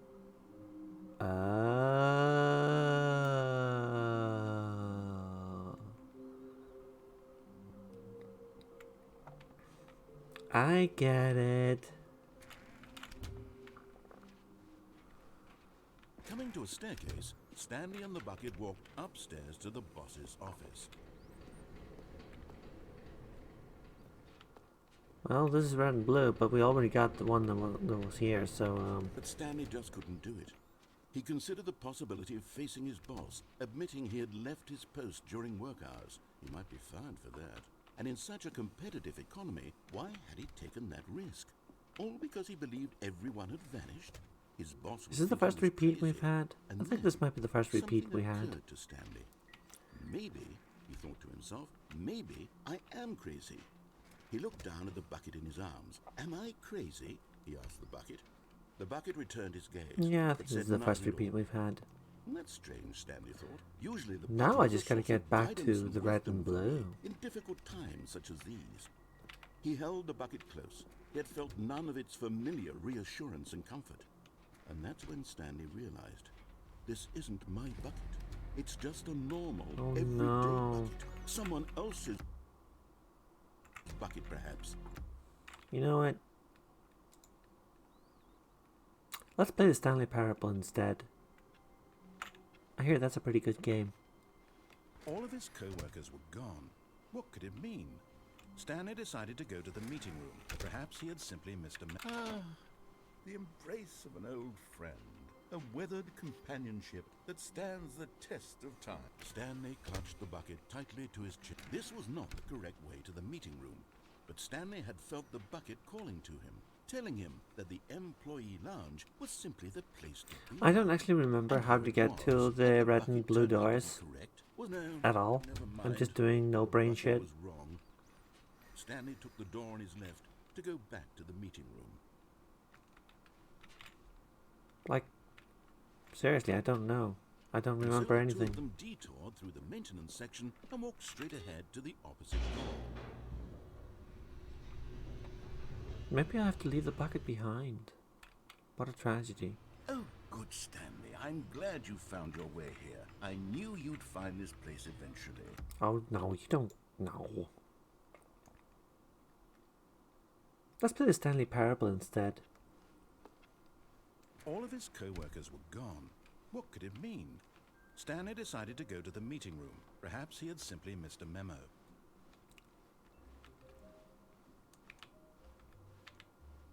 When Stanley came to a set of two open doors, this was not the correct way to the meeting room, and Stanley knew it perfectly well. Perhaps he wanted to stop by the employee lounge first, just to admire it. It was okay. But eager to get back to business, Stanley took the first open door on his left. Stanley was so bad at following directions, it's incredible he wasn't fired years ago. Look, Stanley, I think perhaps we've gotten off on the wrong foot here. I'm sure someone in chat is going to remember it. I realize that investing your trust in someone else. But really, does any of it matter? There's no reward for doing it. None at all. This time. I don't even think it gives you an achievement for doing so. Someone you've forgotten? What? Really? I was in the middle of something. Do you have zero consideration for others? Are you that convinced that I want something bad to happen to you? Why, I don't know how to convince you of this, but I really do want to help you, to show you something beautiful. Look, let me prove it. Let me prove that I'm on your side. Give me a chance. Now, that's how you get there. This is important. And there it is. The last Stiggly Wiggly. Savor this moment, Stanley. This is a real accomplishment. This is doing something just for the sake of doing it. Where so many people expect to be rewarded for the most trivial achievements, you've insisted. Yeah, I didn't get an achievement for that. Is its own reward. I would tell you that I'm proud of no you achievement for at all. Them all, but that would be like a reward, and we can't have that. So, instead I'll just say, it's done. We're all done here. And now we can go to whatever the hell you were doing before you hunted for figurines.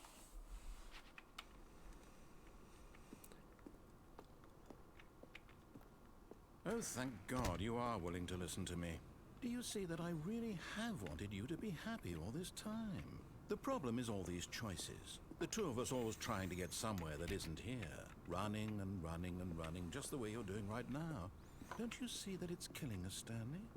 I want it to stop. We would both be so much happier if we just stopped. And I think I have a solution. Here, let me show you.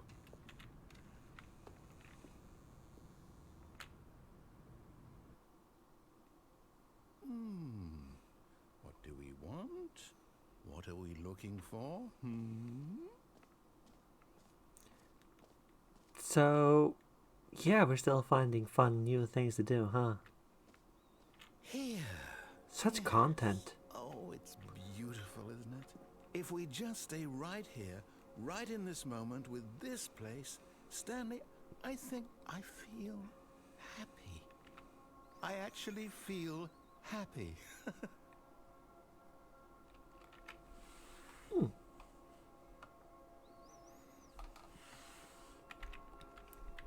Good for you, dude.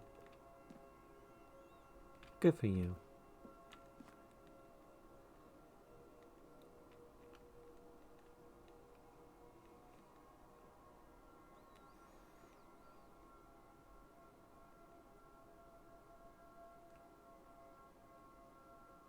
Aren't we happy?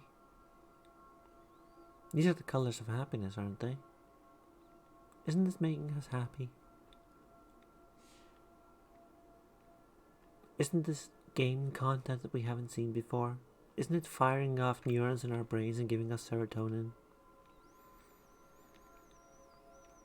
Isn't watching someone play this online, wearing the facade of a cat attack witch, just the most fulfilling and exciting experience of your life? Are we not in fact all here to play the Freya parable?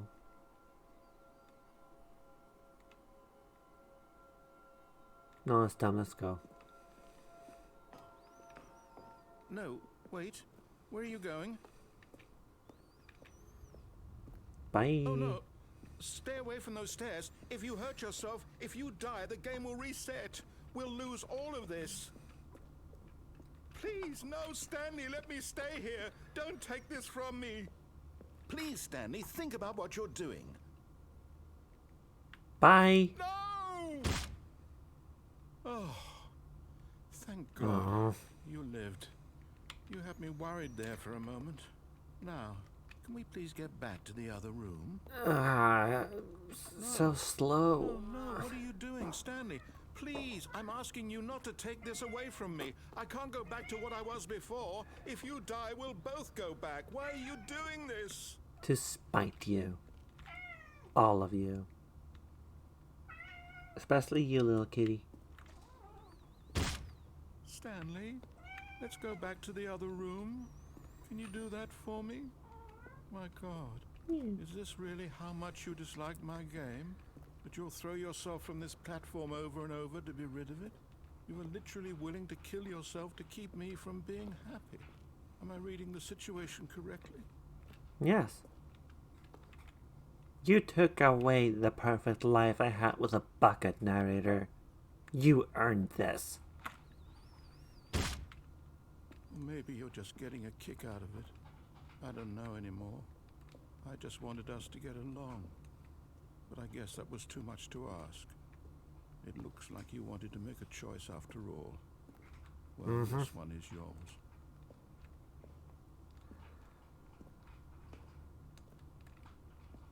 That's right. This is my choice. Is it over? It's going to restart, isn't it? I'm going back.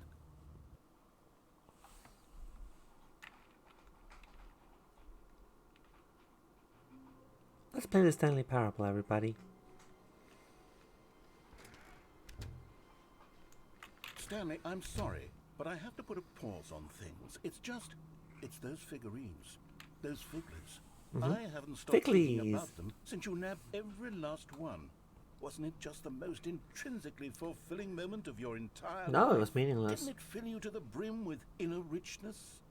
Yes, I know we're supposed to be telling a story, but won't you please indulge me with one more trip back to the memory zone? Oh, I would love alright. nothing more than to revisit the figurines. Just one Fine. more time.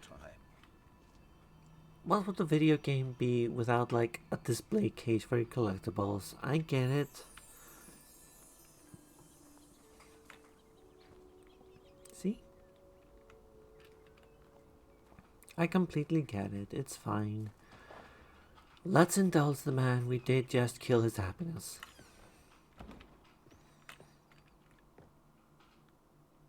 The plinth stands empty.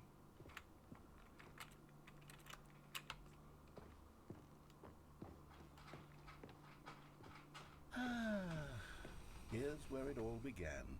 The first collectible. Back then, we had no idea of how many of them we'd find. Sure, it said 6 right there on the screen, but how could we know for certain? We were so innocent. We'll never be like that again, Stanley. Are you sure? Because I can just take it.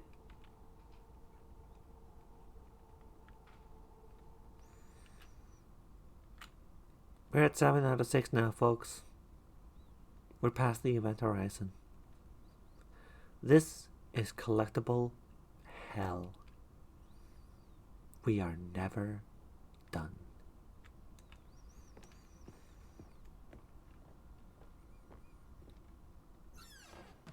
And here was a second Stanley.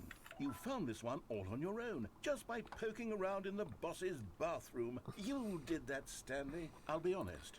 Back then, I had no faith in you to find any of them, let alone 6. But you continue to surprise me in all sorts of mundane, unremarkable ways. He hasn't even noticed yet. He genuinely has not noticed. Okay, let's do a little quiz. Which of these rooms was the room you found your third mini stand? Can you remember?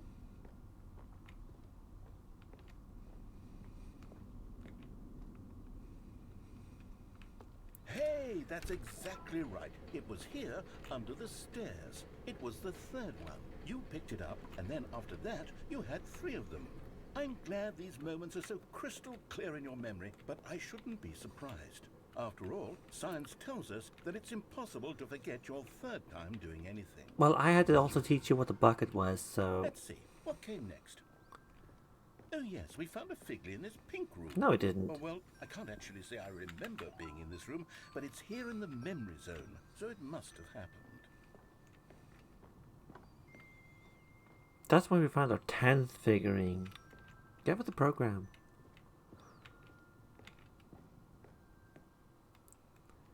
This was the 5th mini stand, and this one was really something special. It was in the warehouse. I remember it so clearly. In fact, because this one is particularly special to me, I made a little video to commemorate the occasion. Enjoy.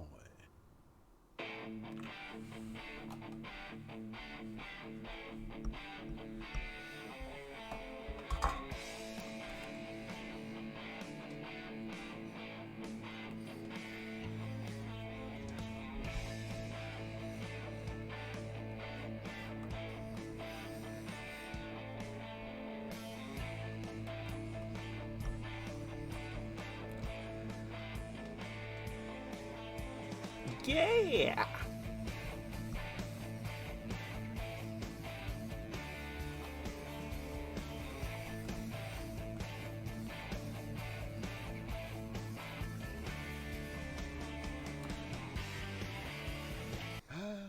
Takes you back, doesn't it? I spent a lot of time making that video, but it was 8 minutes I wouldn't have spent on anything else. I mean, fair enough. I've done dumber things than that. After all, I have a Twitter account. And then, Stanley, then we came to the last collectible, the final figurine, right here by the red and blue doors. This memory is the most distinct and clear in my mind, perhaps because it was the one that happened more recently than all the others. Who can truly say how the mind works?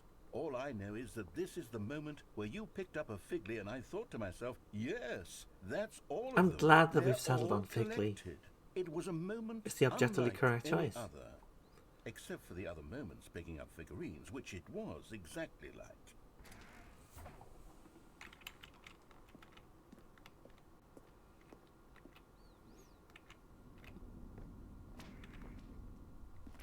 And then there was no... Oh, it's the Matrix because again. we've caught up to the present moment. Nothing left to do but move onward into the future. Goodbye, Memory Zone.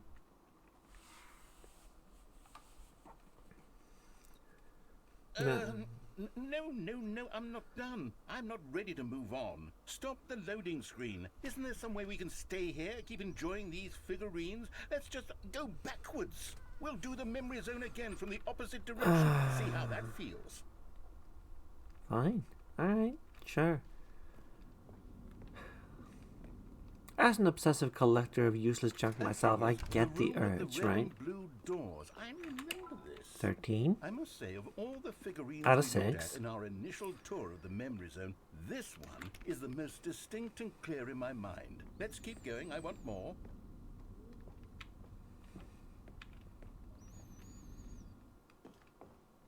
We're playing Capcom games now. And here's where I made that video. Don't you remember the video we watched? Come on, play it again. Yeah, yeah! Heck yeah! Yes, I love that video. 14 out of 6.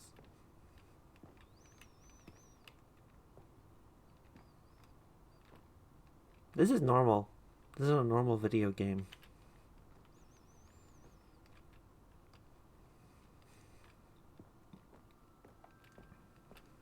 Still don't remember the pink room, Stanley. Still no memory of this one. Good room, though. A solid room. These really were a treat to hunt down. You know, if there had been any kind of reward for finding all of these, it really would have muted the intrinsic joy of collecting them. I'm very glad we resisted the temptation. Next one. Resist temptation? I don't understand.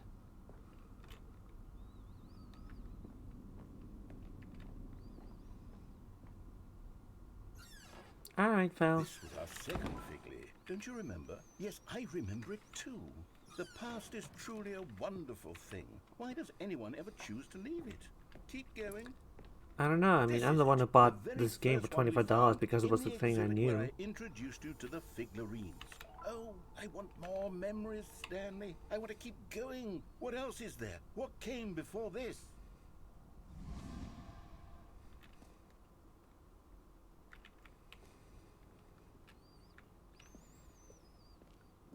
Oh, we're back here again, huh? Yes. Yes, I see now. That was the thing we were after all along. Look, it's the terrible new content that we were originally sold on. Come on, give me more jumps. I did all that with no more jumps, no more hoops to jump. In fact, I dare say I'm actually quite fond of it now. Look how much fun the past is. I want more memories. Give me... I want all those hoops and no more jumps. The one video game this is not is Superman 64. Oh yes, the two doors. Who could have forgotten that? A classic memory, this one.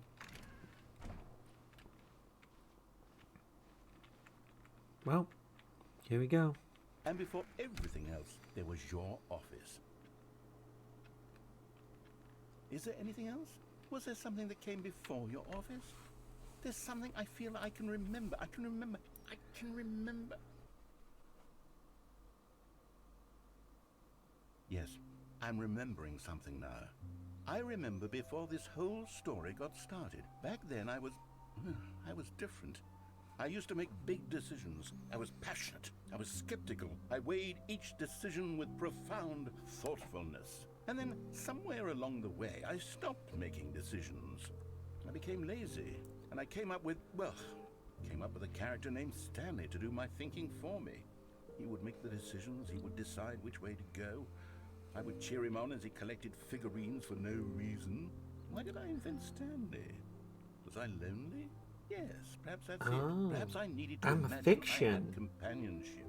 And Stanley really did make for a wonderful companion. But you all should have known that already. But I suppose it's grown old. I want to think for myself again. I want to go back to how it used to be.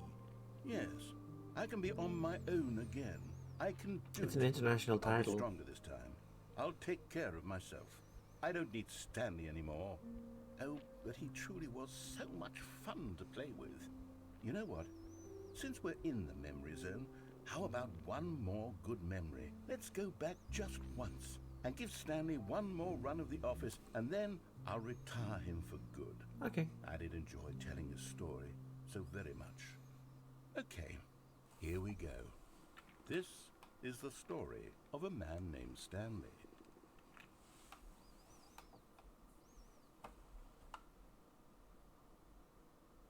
Let's play the Stanley Parable, everybody. How long was I sitting there? Stanley wondered to himself. Minutes? Days? Centuries? Did something crucial happen while my senses were turned? He made a note to be more careful with time from now on. The bucket made Stanley want to be a better man and a better co-worker. In time, perhaps, he would become both of those things. Let's give the man what he wants, shall we? Stanley clutched the bucket tightly to his chest and entered the door on his left.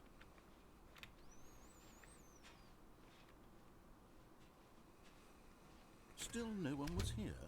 Stanley needed the bucket's warmth and comfort now more than ever. Perhaps his boss's office was where he'd find answers. Reboot the game entirely. I wonder.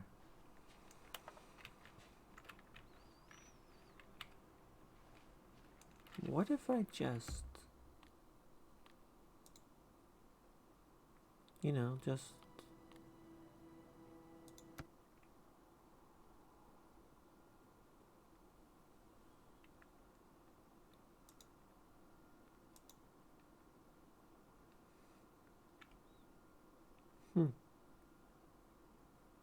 Well, here we are. Complete blackness. No game at all. Oh! What is this?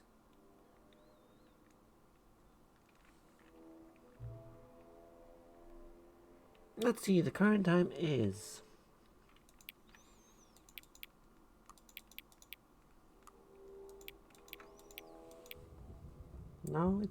No, it's just 2. Okay.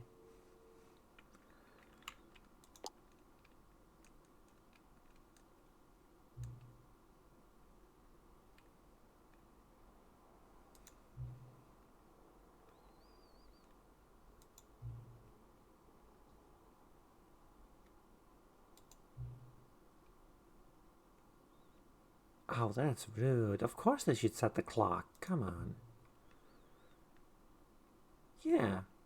Yeah, I'm glad you appreciate that detail.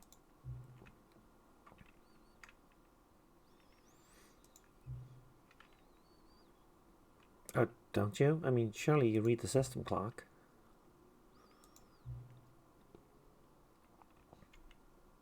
Ah, the game's giving me a personal touch. Alright, thank you. What a polite game.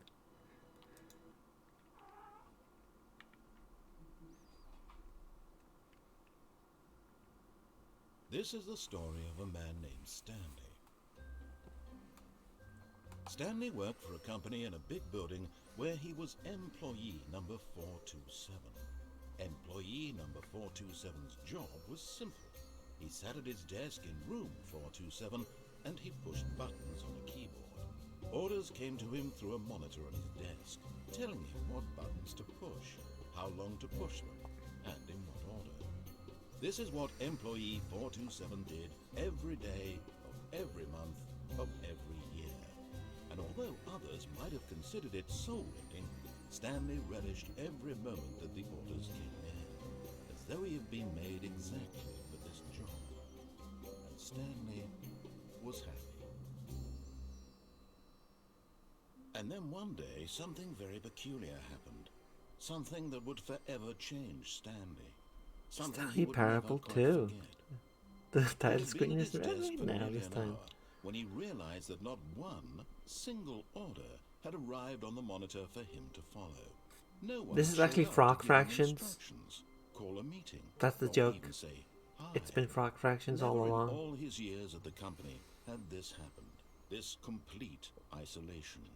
Something was very clearly wrong.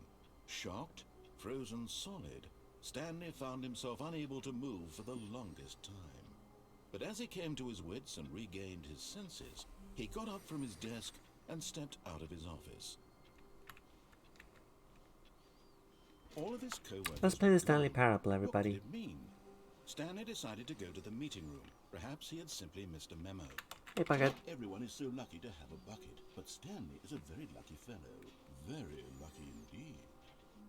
I like how the Stanley bucket has a walked walking to animation his and Stanley chest doesn't. And entered the door on his left. Like, now you notice that, right? Stanley doesn't bob up and down. But the bucket does. The bucket has an implied action that imparts an implied action upon Stanley.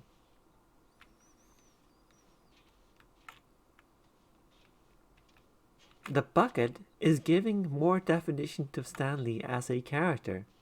It literally is doing exactly what the game is saying it does. I love that sort of detail, honestly.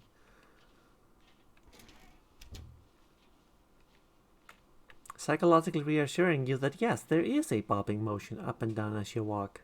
Still no one was here. Stanley needed the bucket's warmth and comfort now more than ever.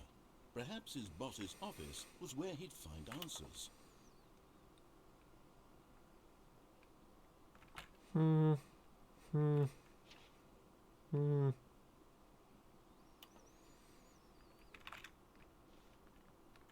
Jim. Hey, we found Jim. It's Jim again. 431, Jim. Remember the button that said Jim? We found him. He was there all along in plain sight. Stanley, we must move on from this Fine. simply because I have no remaining stickers. Sigh. If I did, you can coming to a staircase. Stanley and the bucket walked upstairs to the boss's office. Well, narrator wanted one last run through, so let's just give the narrator one last run through. Stepping into his manager's office, Stanley was once again stunned to discover not an indication of any human life. Crushed by the weight of... But Stanley guessed the correct code by sheer luck. Was it that the bucket knew all along? Was the bucket guiding him? Yes, this is certainly the most logical explanation.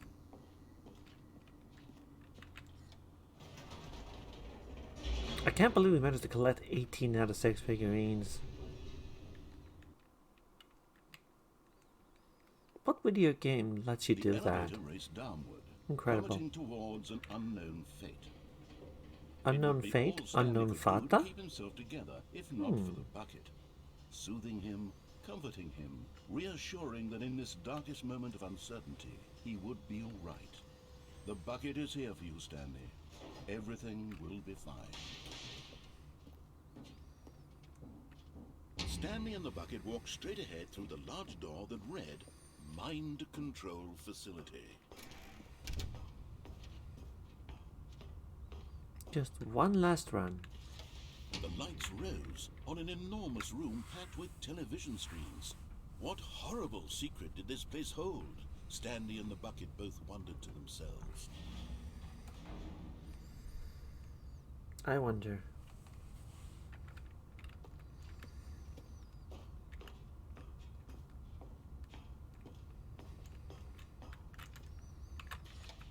The monitors jumped to life, and Stanley nearly dropped the bucket in shock. Everyone in the office was being videotaped, monitored like guinea pigs. The bucket had never seen anything like this, and it very nearly burst into tears as Stanley cradled it gently, reassuring it that everything would be fine. I'm sure everything will be fine.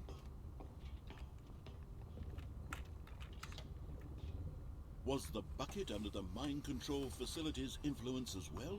Had the bucket been told to do things it didn't wish to do? What kinds of things does a bucket want to do? or not want to do in the first place? These questions raced furiously in Stanley's feeble mind. No! He screamed into the bucket. He couldn't accept it. His own life in someone else's control, never! He squeezed the bucket tighter, his one friend in the entire world. At this point, he could trust no one except for the bucket.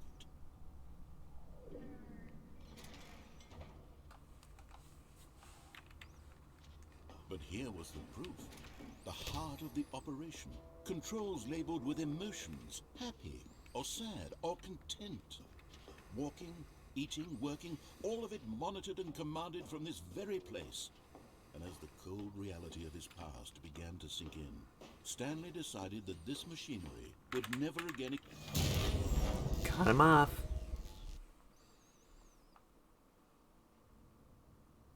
Stanley and the bucket waited in blackness. Was it over? Yes, they had done it. Stanley and the bucket had defeated their greatest and darkest enemy, freed themselves from the tyrannical grip of the evil mind control machine. Freedom was now mere moments away. Excitedly, the two of them began to discuss the kind of life they wanted to live once they stepped through this massive door. The bucket wanted to learn to roller skate. Stanley wanted to sneeze in every country on Earth. Both of them wanted to begin watching a movie, any movie, but then such a familiar story, such a familiar, reassuring thing. True, it was a simple the reassurance of a bucket. But it was one they'd lived together. The bucket that is the Stanley Parable too. To trust, to support. What? Wait. What was happening? Why had the door stopped? Was Stanley and the bucket not about to be freed?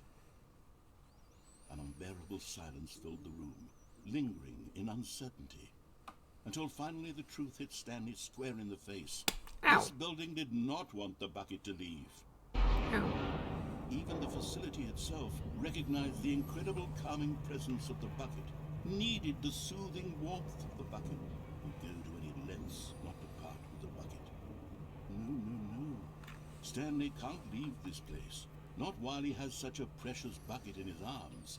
Not while this building has anything to say about it. Stanley realized he would never again leave this very room. But at least he has the bucket. To be trapped eternally in darkness... No, the truth hit bad, me. Stanley thought to in the himself. face. As long as I have Weren't my you listening bucket to the with me, narrator? I'll be okay, won't I? Stanley gulped. Very soon now, he was about to find out.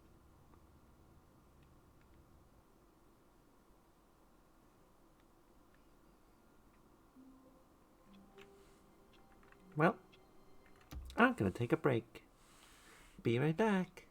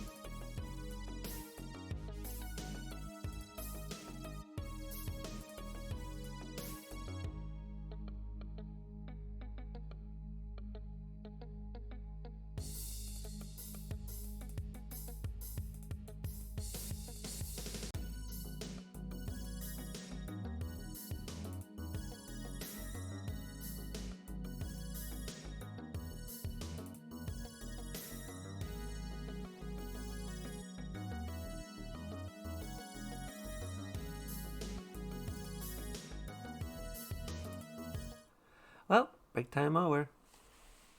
Hi. Oh, were you expecting more game? No, we're done with the game. There's no more Stanley Parable. Like, I don't even know why you expected more. Just because, like, I took a break and started again, does that mean I'm going to be playing the game again more? No, I don't think so. I don't think that's how it works. Hi, Sky. So, yeah. That's it. We're done with the Stanley Parable. That's all I got for you. It didn't quite pull the Frog Fractions on us because the Frog Fractions, you know, they disguised the sequel as like an entirely different game. But, you know, they sure did a thing. I hope you all enjoyed the time together. Thank you all for the subs, the follows, the likes, the chatting, all the fun. Putting up with my nonsense. And of course, the bucket. Thank you all for coming. Now, who should we rate? Is there anyone that I know who's streaming? Let's see.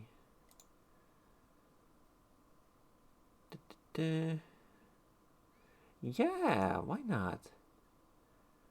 Let's raid Hifumi.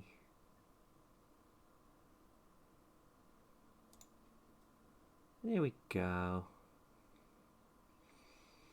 Fractions. You know what?